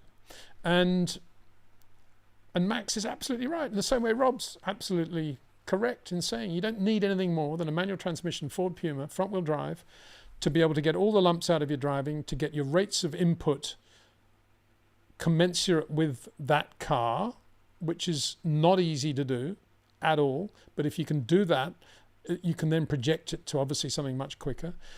Weight transfer still exists, whether you're in a Formula 1 car or a road car. It just happens at a different rate and a different way, but it's still there. Just because a Formula 1 car is stiff and low doesn't mean to say it doesn't have weight transfer. Of course it does. And it's all about managing that. And anybody that doesn't understand that hasn't spent enough time thinking about it, I'm afraid. And I don't in any way want to criticize Lewis, but I can't believe he actually said that. This doesn't make sense to me at all. Adam, how are Mercedes going to beat McLaren next year when McLaren seemingly have a better aero team? Why would Max go there, given the results the past 4 years? Well, for a start, I don't think Max is going there. He might in the future, but I don't think he is. He's going to stay at Red Bull. And secondly, you've got to assume that, it's not only the power units that are changing. Quite a lot's changing on the car. So in a way, Mercedes have got a bit of a clean sheet of paper built based on a lot of building blocks around which to build a half-decent car. So I don't think it's a given that McLaren will have a better car than Mercedes next year. They probably will, because they're doing so well with all the information they have, which can take them to the next level. But equally, Mercedes weren't that bad around Baku, and they've had some good days, haven't they? They've had some good races. So I would say, my gut feeling is that Red Bull Ford will be better than people think. Mercedes will be better than people think.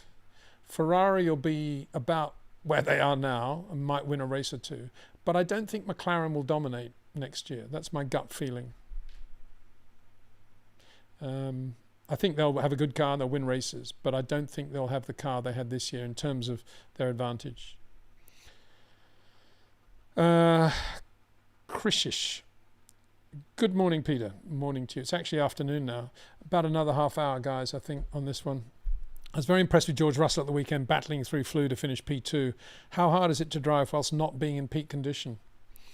Yeah, it's a good question. The adrenaline obviously takes over and then you feel it. That's why he looked so debilitated when he got out of the car, because then you relax. The race is over, you relax, and then the adrenaline's no longer pumping, and you're feeling all the things that you are and the condition you're in, but worse, obviously. So brilliant drive by George, I thought. Just trying to think. I mean, there was it Morocco 57 when everybody got food poisoning, and Sterling, I may be wrong here, but I think Sterling got a hard time for not racing from the British press, actually, and not being a tough guy and going out there racing with dysentery. And I think he proved them correct, that it was not a clever thing to do. Yeah, we've had, a lot of drivers have gone through. A lot of drivers, well, have they? I'm just trying to think. How many drivers have driven the race that George drove feeling the way he did?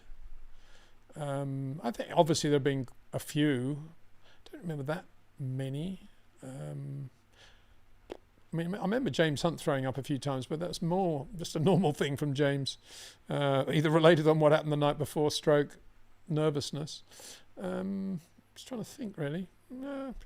It's not that often, not that common that happens, and good luck to him that he did that. Very much so. That was a gritty drive. That was the sort of counterpoint to Lando Norris at Baku, wasn't it? Spitfire, he's talking to Piastri. James Voles cracking open and smoking a pack of Camels on the pit wall would be a huge vibe. STZ02, hey Peter, it seems to me Max loves driving racing more than anyone else. Do you think that's what makes the difference? How does he, in your opinion, compare to other greats in their love of the racing? Well, I think we've been talking a little bit about that a couple of questions ago, which was that Max is clever enough to know that every time he's driving a car, whether it be a road car, a GT3 car, whatever, it's helping his driving. He's probably going to learn something, and it'll all benefit him as a racing driver. And I think not many racing drivers today think that way. They may start thinking that way as a result of Max Verstappen, but up until this point, it's always been, we're Formula One drivers, we've got nothing to learn, we'll go to the simulator and the gym are everything, and I've got my trainer and my nutritionist and my sports psychologist, that's all I need. And staring them in the face is a manual transmission road car that actually, if they perfected their heel and towing and they absolutely lump-free braking everywhere, looking for bumps in the road to make sure they've just got everything as smooth as possible, that would actually be improving them as a Grand Prix driver. But they don't think that way because it's too banal. It's too, it's not cool enough. And I remember, I better not mention his name, but I remember being with Rob at a Rob Day once, and a Grand Prix driver, a winning Grand Prix driver at the time, was doing a few days with Rob and loved it, but then blew it completely by saying, "Oh yeah, but these road cars are boring, aren't they? I've got a mate with an M3. I'll bring that up next time." And Rob said, "No, we don't need an M3. For a start, it'll probably blow up or do something, and secondly, it'll actually cover some of the things that are showing up in this sloppy road car. Don't do that." Anyway, he turned up with the M3. Sure enough, the transmission blew after about half an hour. And equally, they didn't learn anything. Complete waste of time. And that's where Lewis is completely wrong in saying that you've got to have a race car. You don't. You just need a road car in very, very quiet conditions where you can talk to one another inside the cockpit, on road tyres, a little bit more air in the tyres, obviously. You need a cone track with lots of runoff area, and you need somebody next to you who knows what he's doing. And I guarantee, if Lewis to sit next to Rob, well, put it another way, if Lewis to sit next to Rob and Rob was driving, and there was a cone lap of 1 minute, and Rob did a 1:45.3, I would be absolutely astonished if Lewis could jump then into the driver's seat and get under 1:45. I don't believe he would. He might within about 10 laps, but he wouldn't just do it instantly, which you would imagine a 7 times world champion Lewis Hamilton would. This isn't, Rob's past middle age, smokes a little bit, cappuccino in his hand most of the time, and not the fittest guy in the world. Lewis should be 3 seconds a lap quicker than him, but he wouldn't be. And that's because Rob still perfectly manages the rates of input and what he's doing with the car. And I think Lewis very quickly would realize that and think, well, that's interesting that a guy like that can be that quick. What's he doing? And then he would start to think. and then he would start to say, oh yeah, okay, yeah. And he's so good, Lewis, that he would pick it up very, very quickly. And it'd be fascinating to see that process. But because Lewis doesn't think he could ever benefit from somebody like Rob, A and B, doesn't think that road cars could possibly be the right vehicle in which to do that, it'll never happen, which is a great shame. Another super chat here. This is from Alex saying, Peter, absolutely love your content. Thank you very much, Alex. I guess there's going to be a time delay on this one as well. And thank you for it. Question, is Oscar Piastri only as good as the McLaren, or is he good enough to prove himself exceptional in other makes of car like Max? No, I think he's the latter. And I've often said, and I was quite outspoken, to the point where it's kind of ruined my friendship with Mark Webber, I must say. I was quite outspoken about the way he didn't stick with, sorry this super chat's not coming up, it's from Alex, didn't stick with the Alpine deal that he had, even if the contract was a bit wishy-washy, which it obviously was because the contractual people said it wasn't valid. But Alpine had got to the point of running him on the sim a lot and declaring him to be the race driver. He was the race driver. And I said, you know, being of the vintage that I am, I can remember Jackie Stewart driving for Ken Tyrrell with no signed contract at all, just a handshake. And I just couldn't believe he'd done that. And my point was, of course, McLaren is a much better team than Alpine were ever going to be. And there's no doubt that if there was one option, one or the other, you'd go to McLaren. It's absolutely, you know, no decision to be made. But my point was that if he'd stayed at Alpine, you know, where would he be now? He'd probably be in the Antonelli car, wouldn't he? He'd be at Mercedes alongside George. And I think he'd be really, really good. You know, he might have gone to Ferrari. Who knows? He might have replaced Sainz. I think he would have been really good. I think he would very quickly have shown how good he is. And I think he would have had other options straight away. Now, he's in McLaren. That's fine. You know, you can't take it away. But in answer to your question, I think he's very good. And I think he'd look great in any car, in a Mercedes or a Ferrari or a Red Bull. Cool. Peter, are we watching Max this weekend? How do you think he's going to perform? It's at the Nürburgring, this, isn't it? How do you watch it? Can you watch it? I suppose so. I'll try and look it up, absolutely, if he's there. The only thing is it's a funny sort of race, isn't it? He's in a specific class where I suppose all the TV cameras will be on Max, won't they? So that'll be good. Yeah, if I can, I'd love to see him. I don't know what's going on with this thing. It's not refreshing. It's not working very well, this chat box today. Nothing to do with the internet. I've got really good internet here at the moment, it tells me. I just like to see your... Oh, what question was that? Okay, that was... Anyway. Spitfire says, how good was Lawson? First time in an F1 car at Baku with an almost perfect weekend, no mistakes, bar one elegant and harmless practice spin and putting a V-carb third in qualifying. Yeah, very, very good. As I say, you know, I've been quite critical of Liam because he's very much a wide entry, late braking expert with great car control. And I've been explaining that's why, in general, when the car's not brilliant, Hadjar's always been quicker. But when the car's quite good and he's actually driving as well as he is in that genre of late braking, wide turn in, and he's found a little bit of a sweet spot, come back a little bit from where he was when he really wants to be quick, and he can repeat it, which I think he's done, a bit like Carlos Sainz did at Ferrari, then yeah, good. That's where he's going to go now, and that's how he drives, and it's very, very good. And the car's obviously half reasonable as well.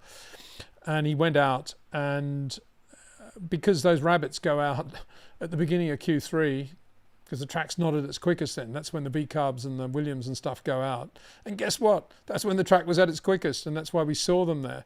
And don't underplay how good Lawson was on the last lap he drove. He was much quicker than Carlos Sainz, who didn't go any quicker on that last lap. And there's Liam on the same set of softs going, you know, very quick. and Max going very quickly too. So very good. You know, he, in terms of what happened in the last minute of qualifying, he should really have been on the front row. And he drove very well in the race, very well. And by his own admission, Hadjar, interestingly, by his own admission, he does seem to admit a lot of mistakes, a bit like Charles Leclerc. And what about Leclerc congratulating Max after his pole lap as well? Wasn't that nice?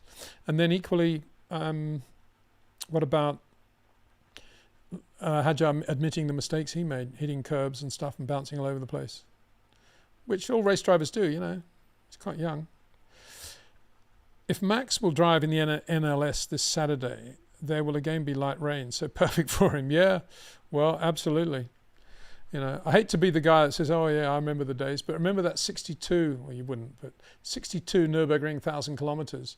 Jim Clark did that race, you know, between Grand Prix, and he was debuting the new little Lotus 23 with the 1500cc Ford twin cam engine in the back against the big 5-litre Ferraris and Aston Martins and everything else. And it was drizzle, and he blew the opposition away. He was leading by about 3 minutes at the end of the first lap. Eventually an exhaust manifold came loose and he started to get nauseated by the exhaust gas and actually had an off as a result. But yeah, show light rain to Max Verstappen or Jim Clark around the Nürburgring and you won't see them for the spray. Another super chat here, going up to the top. This is from, well, it just says super chat, no question, but thank you very much.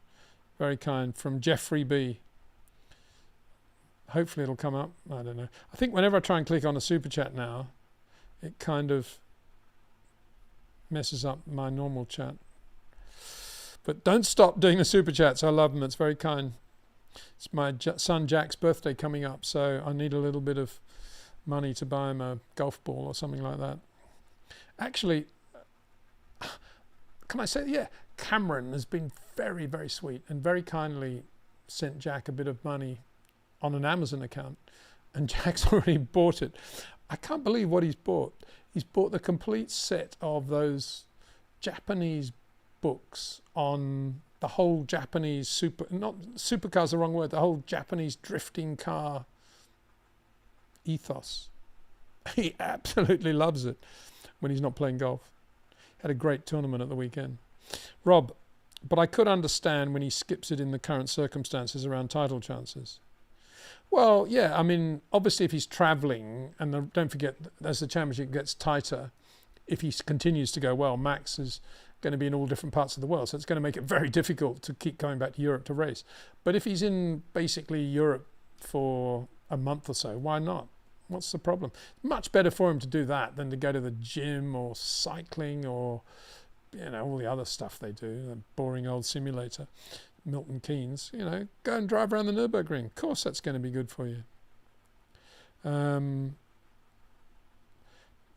Adam, did you see lower lap times video claiming Max's car was changing its brake bias automatically in between corners 5 at 6 at Baku? Is this legal? I didn't,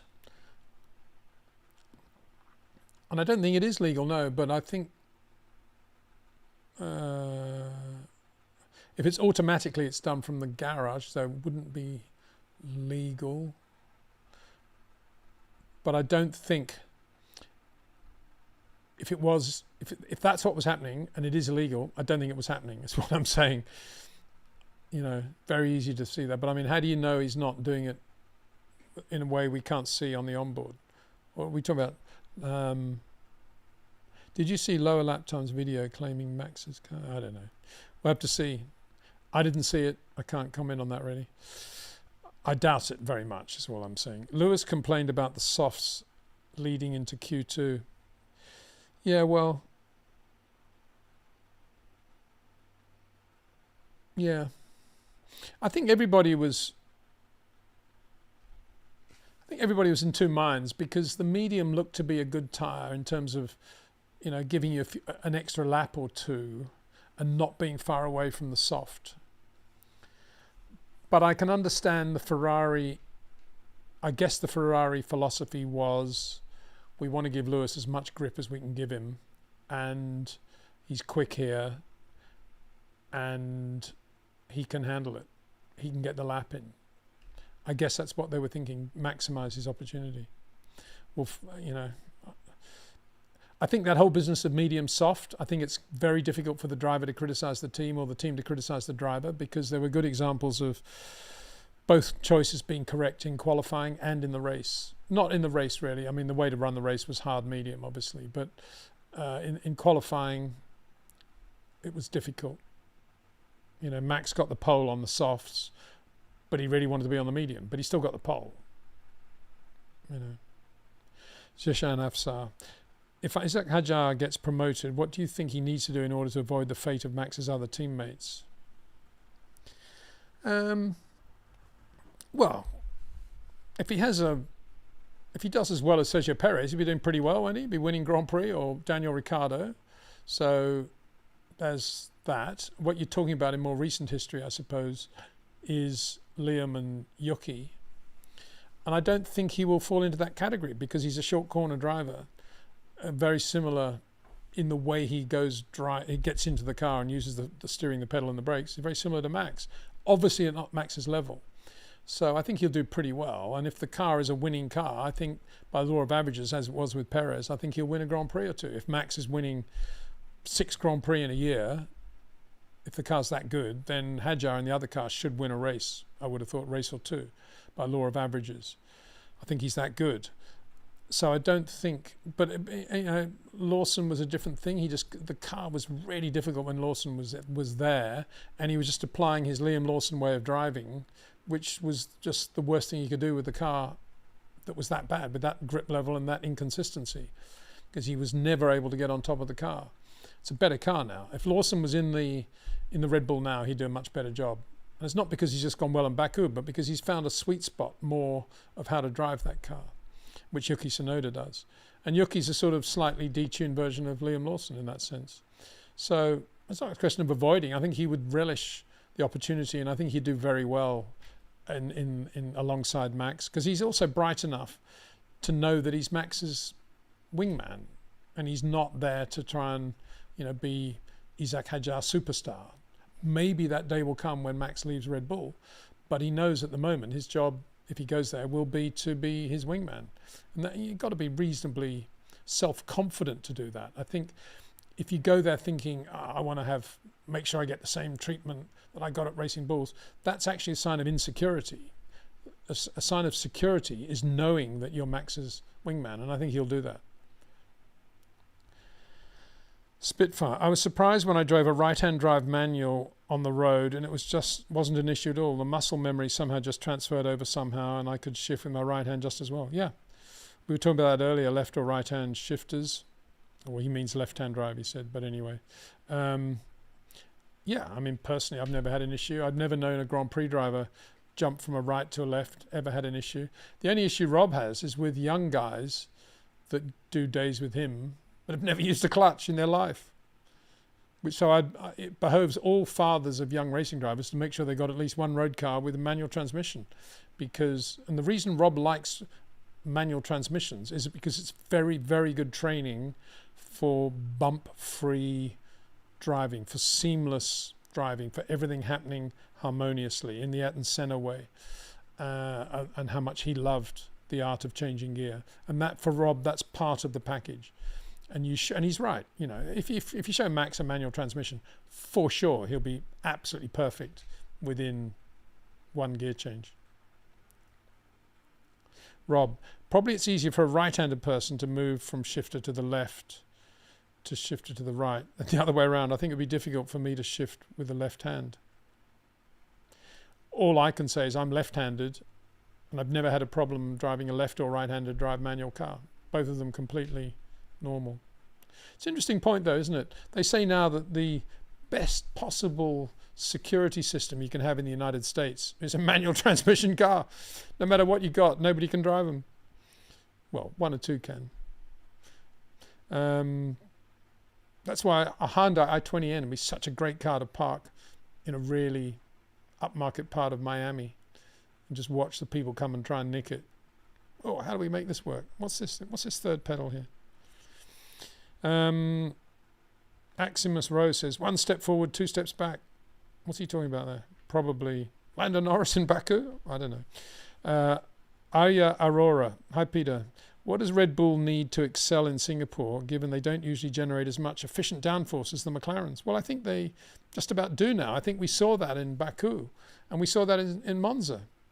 They got much more speed now, and they are a quicker car than they were. They're nearer McLaren now. I don't think McLaren have got any quicker, and I think Red Bull have closed the gap to McLaren.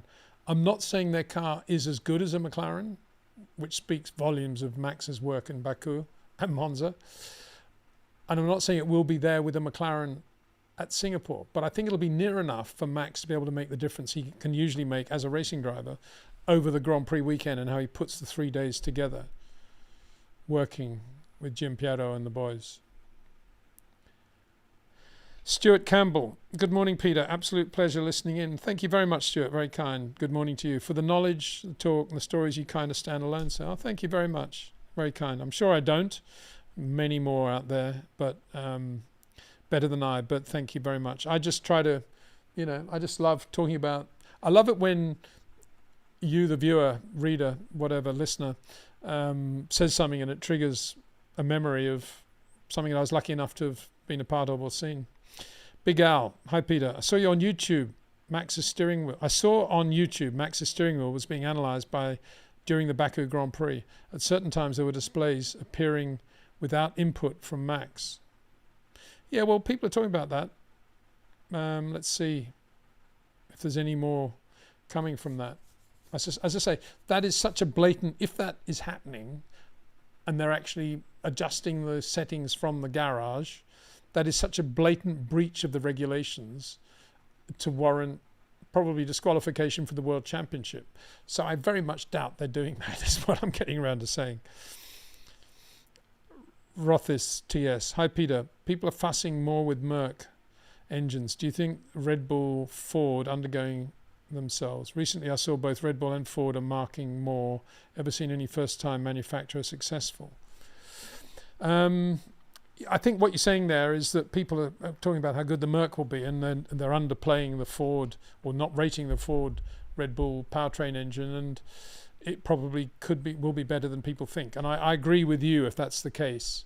And if you were at Red Bull at the moment, you wouldn't be out there saying, no, we've got a really good power unit, stand back everybody. You wouldn't be saying that, would you? You'd be, if you're normal people going racing, you're very, very, circumspect about what you say about a completely new power unit. Ever seen any first-time manufacturer successful? Well, Ford with the Cosworth DFV weren't bad. They won the first Grand Prix. Brand new engine designed by Keith Duckworth and Mike Costin, Cosworth, and it won the Dutch Grand Prix 67. Very little testing. Did a lot on the bench, admittedly. It did one run at Hethel and Snetterton, 2 circuits that Graham Hill drove, and then they turned up at Zandvoort. From memory, Graham was on the pole and Jimmy won the race. So what more do you want? Pretty good engine. And of course, there have been other examples as well. But, wow, that was the all-time great one. Review. Wasn't Max braking much later than Piastri in turn 15 and then locked up due to not having contact with the surface long enough? Not quite sure what you mean by that. You mean Piastri locked up due to not having contact with the surface long enough? We're talking about the race, are we? Quite sure.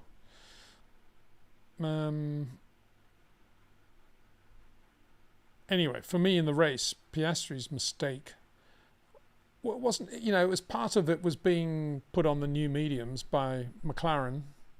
I think they should have split their options at least. They had 2 cars in the midfield, and pretty clearly the hard medium was the right way to drive that race, in that you could extend the first stint as long as possible, especially if the car was as good as a McLaren, and then benefit from the medians the back end of the race when the traffic was going to be less and the track grip, maybe a bit of debris and stuff like that. And they didn't. They put both cars on new mediums, which put the onus on the drivers having to maximize that choice by passing cars off the line and doing well in the early laps. And Piastri on that first, having blown the start, nonetheless, he passed 2 cars before he got alongside Ocon. And he was around the outside of Ocon where there was not a lot of grip and just locked up. You know, it was so little. If he hadn't been if he'd been on a new set of hards, would he have done that? Would he have been around the outside of Ocon? Not so sure. Kudos, this is from Rufus. Kudos to George for putting in a great drive. Tough weekend for him. It was great drive. Tenny K. Peter, Lando mentioned during Baku qualifying that he didn't have the delta on his final lap. Do you think that's the right approach? Yeah, I think, you know, he stopped much too, he ran out of time much too early.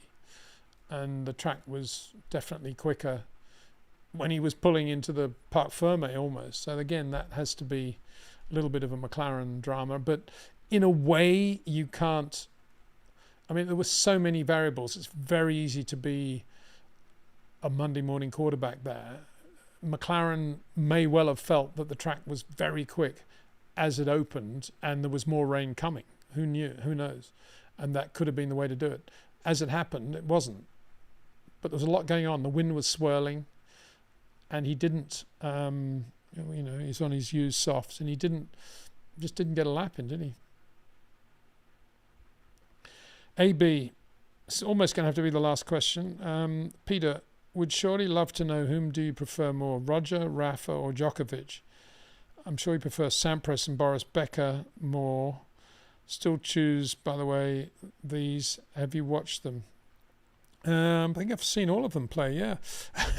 Not a massive Boris Becker fan. I remember watching Becker win Queens before he won his first Wimbledon. I was with Ross Cheever and neither of us were fans then, and I don't think we've remained fans ever. That's just Boris, you just weren't into it. But Pete Sampras, yeah, love watching Pete. We saw him playing quite a lot of tournaments, not only Wimbledon, but just so cool and such a great guy. Sort of forerunner of Roger Federer, really, wasn't he? Similar approach, just a good man and a good player. Rafa too, yeah, massive fan of Rafa. I was a massive fan, I got to say here, best wishes to Bjorn Borg. I know he's not well and he's fighting cancer, but huge fan of Bjorn and wish him all the well, all we can, all the blessings we can. But yeah, to me, Rafa's a sort of modern version of Bjorn Borg. And Novak, I got to meet Novak actually at an event in the O2 Arena thing, and I was lucky enough to be with a sponsors group there, and he came up and we chatted for a while. I was very impressed with him, just thought he was completely normal, down to earth, good guy.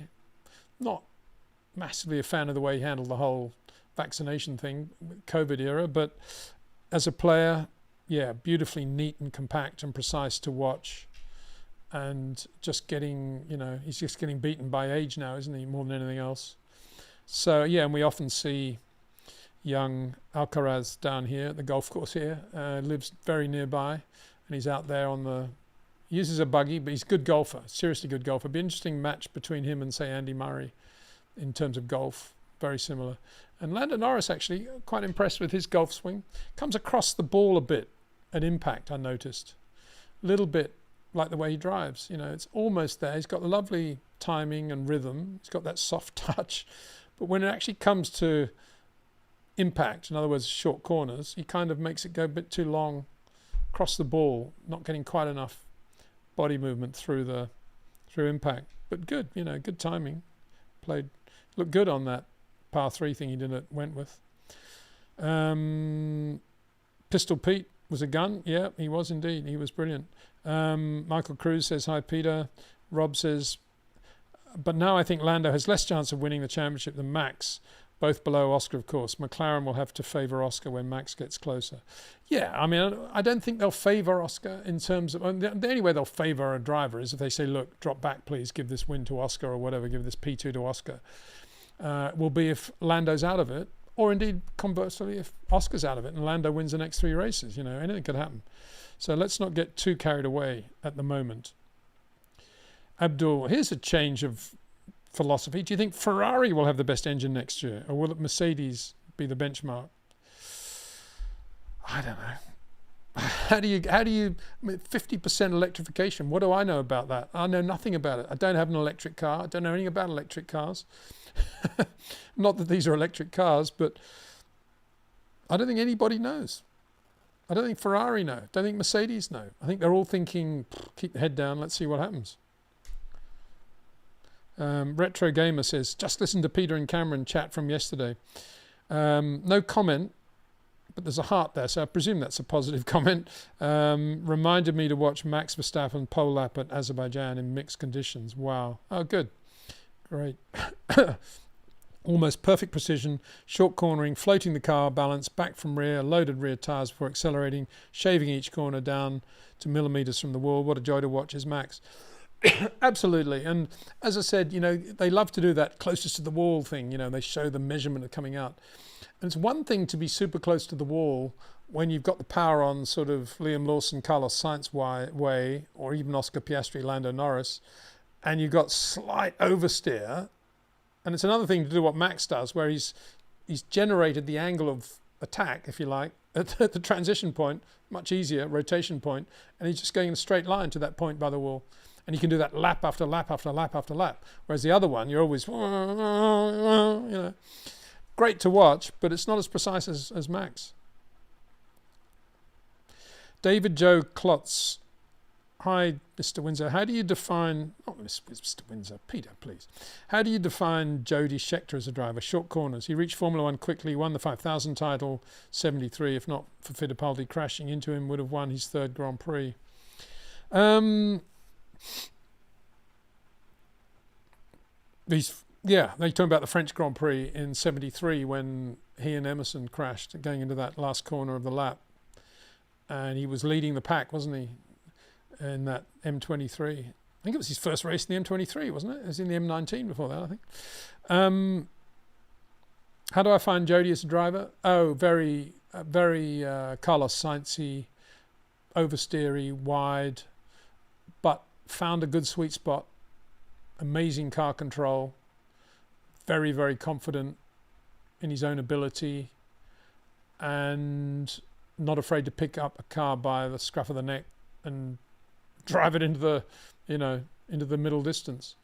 Merlin Mark 11 Formula Ford, the famous one, Colin Vandervelde car, the Emerson Fittipaldi car, brilliantly good in that. And one of his best wins to me was in the McLaren F2 car at Crystal Palace Formula 2. Not a beautiful Ralph Bellamy car, but not the easiest car to drive from reports, and yet he won that race. That epic 70. Whatever that was, I guess it was 70, I don't know, when he won the 5,000 title, 75 I think, was it, maybe? Anyway, he was against Mario Alonso, Brian Redman, unbelievably quick as well, very underrated, but what a great Formula 5000 series. And Jody, fabulous in that, in the Trojan, very good in the Can-Am, in the 91710, just good in everything he drove, but he wasn't what I would call a finessey front-end driver, never. But he certainly, by the time he got to Ferrari, he was a wolf even. He was absolutely knew what he could do and how to drive within that sweet spot. And learnt very quickly. He was self-critical. I like Jody a lot. I had a lot of great conversations with him. I wrote a column with him, actually, for about 18 months when Nick Britton was managing him. In the Ferrari years, actually. And that column was for Car and Driver, from memory. A monthly column. I used to ring him up or go down to Monaco and we do the column. He was great. And he always had, interesting things. Amazing at the time. He and his brother Ian were married to two sisters. What are the odds of that happening? I suppose it happens, doesn't it? But Jody was good. And then I had that amazing day with Jody and Jill when I went down to Monaco and drove in Jody's chocolate brown Ferrari with Jill from Monaco. They were both testing at Fiorano that day in Italy.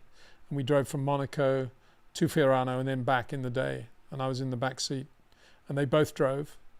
And I wrote that article for Autocar. That was 79, obviously. And yeah, and it was a fun thing.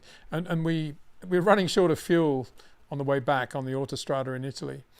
And as racing drivers do, I've never been with a race driver in a road car who doesn't want to run as far as they can on an empty fuel gauge before they reluctantly have to stop and pull into a garage. It's just a race driver's thing. Well, used to be anyway. I don't know whether they're like that today. Probably not. But they were then, and everything had to be on the limit.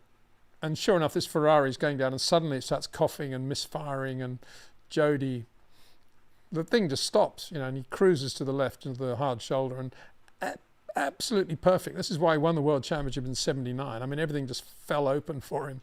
As he pulls onto the hard shoulder, it was one of those parking areas where you can actually go in, and there's a little parking area. And there's a family there with a Fiat 132 and a guy and a wife and the 2 kids having a picnic. It's like 6 o'clock at night having a picnic. It's all out there. And Jody just pulls up in this Ferrari. The guy can't believe it. A, it's a Ferrari. Then Jody Scheckter and Gilles Villeneuve get out of the car. And Jody walks up to him and says, "You don't have any gasolina, fuel, benzina. And the guy says, si. He goes to the boot of the 132. The guy's got, a spare thing of fuel in the back. Jody takes it, puts it in the Ferrari, drives off. Talk about it.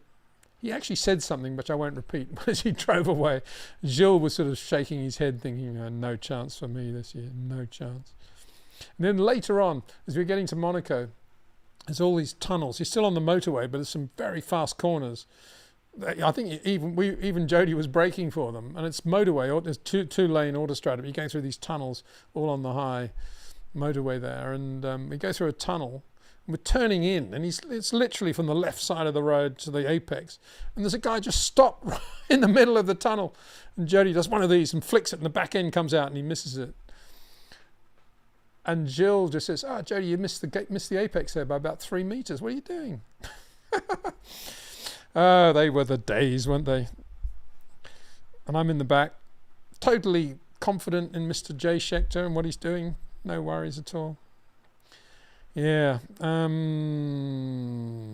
Anyway, JS, I'm going to have to finish with this one. It looks super complicated and technical. Hi, Peter. Do you see the differences in how Lewis approached short corners and Charles and Max approached short corners? Does Lewis brake harder later, so encounter more issue on entry? Others take less speed in and more aggressive. Yeah, I think that is the case today in the Ferrari. Not in the Mercedes 2021 or 20 or 19 or 18. But today, yes. And he's got into that, whether it's because he's a bit older and he just wants to have, and older is nothing to do with reflexes or anything like that. It's just that he's been racing for so long that he thinks about it more than he used. The habits he got into, forced into, post-22 at Mercedes. And he's driving, I would say he's driving better now than he did in 22, 23, 24 at Mercedes. But I don't think he's driving as well as he did in 21. I don't think he's there yet. I don't think he has that level of confidence to be able to just drive in on the front of the car as Charles does. Now, some of that may well be related to the Brembo brakes that he's had to get used to and the feel of the Brembo pedal, which typically, as I understand it, is a bit softer than the feel of the Carbon Industry brake pedal. And I know that he's been working, or Brembo doing all they can. Ferrari aren't going to do what McLaren did for Fernando Alonso and switch to Carbon Industry brakes. They went from Hitco to Carbon Industry at McLaren to accommodate Alonso. But obviously Ferrari are not going to leave Brembo and go to Carbon Industry for Lewis. But what they're trying to do is to get the Brembo brakes to have a harder pedal, just to get more retardation, instant retardation for Lewis, which is what he's kind of used to, I guess, because that's what Fernando complained about when he went there from the Hitcos he was used to at Renault, and I think that's starting to show a little bit at Baku. I think throw in a few engine braking things they can do as well, and he's a bit more confident going into the corners. So again, let's keep watching Lewis. Let's see if he continues to be sort of there or thereabouts with Charles, which is the only yardstick we have, because there's no point relating him to a Red Bull or a Mercedes. You've got to relate him to his teammate. And at the moment, based on Baku, he's not far away from Charles, if not slightly ahead of Charles. So, there we go. Okay. Rami Kala, finish with him. What advice do you have for someone trying to get into motorsport journalism? I was accredited for ELMS recently at Silverstone, only to turn up and be told I don't deserve to be there. Oh, that's not very nice, is it? It's a very difficult question to answer, because in reality you can cover the races without actually going to them these days because of the internet, and because you can have your own website, which is the equivalent of having your own magazine in the old days, or your own TV channel, YouTube, which is equivalent, it's a big thing to have. And you can make your own observations, and you can ring some drivers, have them on WhatsApp. You can do a lot of stuff if you get yourself organized. Bernie Ecclestone a long time ago said that he didn't think journalists belonged at race meetings and they should all be in one centralized building in the middle of London or something and cover the races from there. And I think, by and large, a lot of the series these days kind of agree with that. They don't obviously have that opportunity, and that doesn't exist. But I don't think race organizers for any championship, let alone Formula One, are particularly concerned about looking after the media and the press in the way they used to be. I can remember ringing up various circuits of the world, not Formula One, but just other stuff, whether it be IndyCar or sports cars or Formula 3, whatever, saying I'd love to come to a race. Could I please, pick up a pass? And, oh yeah, welcome, love to see you. It was always that. But as you say, I get it as well. I'd love to come. Well, who are you? What's your background? What have you done? And Nigel Roebuck gets it as well. He applies for passes. And who are you? Give us your CV. People that, shouldn't be asking that of Nigel Roebuck. And so it is very frustrating. And that's why I say it's quite a difficult question to answer, because I don't really know the answer anymore. I would say generally go to races, beaver up and down the pit lane, talk to everybody, get to know everybody, introduce yourself, get as much information as you can. But then where do you put it? There's so many websites, there's so many YouTube channels, there's so much stuff out there. It's very difficult to find the right way of doing it. So I would say believe in yourself, do it for yourself, ask the questions that you would want to have answered if you weren't at that race meeting. Why did this guy win? What was the factor behind it? And just don't look too much at ratings or views or numbers. Just believe in yourself, believe in your sport and your love of the sport, and things will start to work. Never give up would be the main thing. That's what Jim Clark said to me, like when I was lucky enough to chat to him in '68. I told him very similar question to you. I said I want to be involved in motor racing. I'm thinking of being a journalist. And Jim said, well, go for it, 100%. Never give up. Always believe in yourself, and keep your head down. And I've tried to follow that philosophy ever since. Look where it got me. Anyway, there we go. Big thanks to everybody. I'm going to have to stop there, I'm afraid. Got so many other things going on as ever. And a big thanks to Jetcraft, to OEM Exclusive, to TrackNinja, and of course to REC Watches for their support, and to you, the viewer, for your support. Try and do another live stream maybe early next week before Singapore, and of course we'll be doing the same 3 Grand Prix reports that we do over the Singapore Grand Prix weekend as well. So before then, take it easy, have good fun, and see you soon.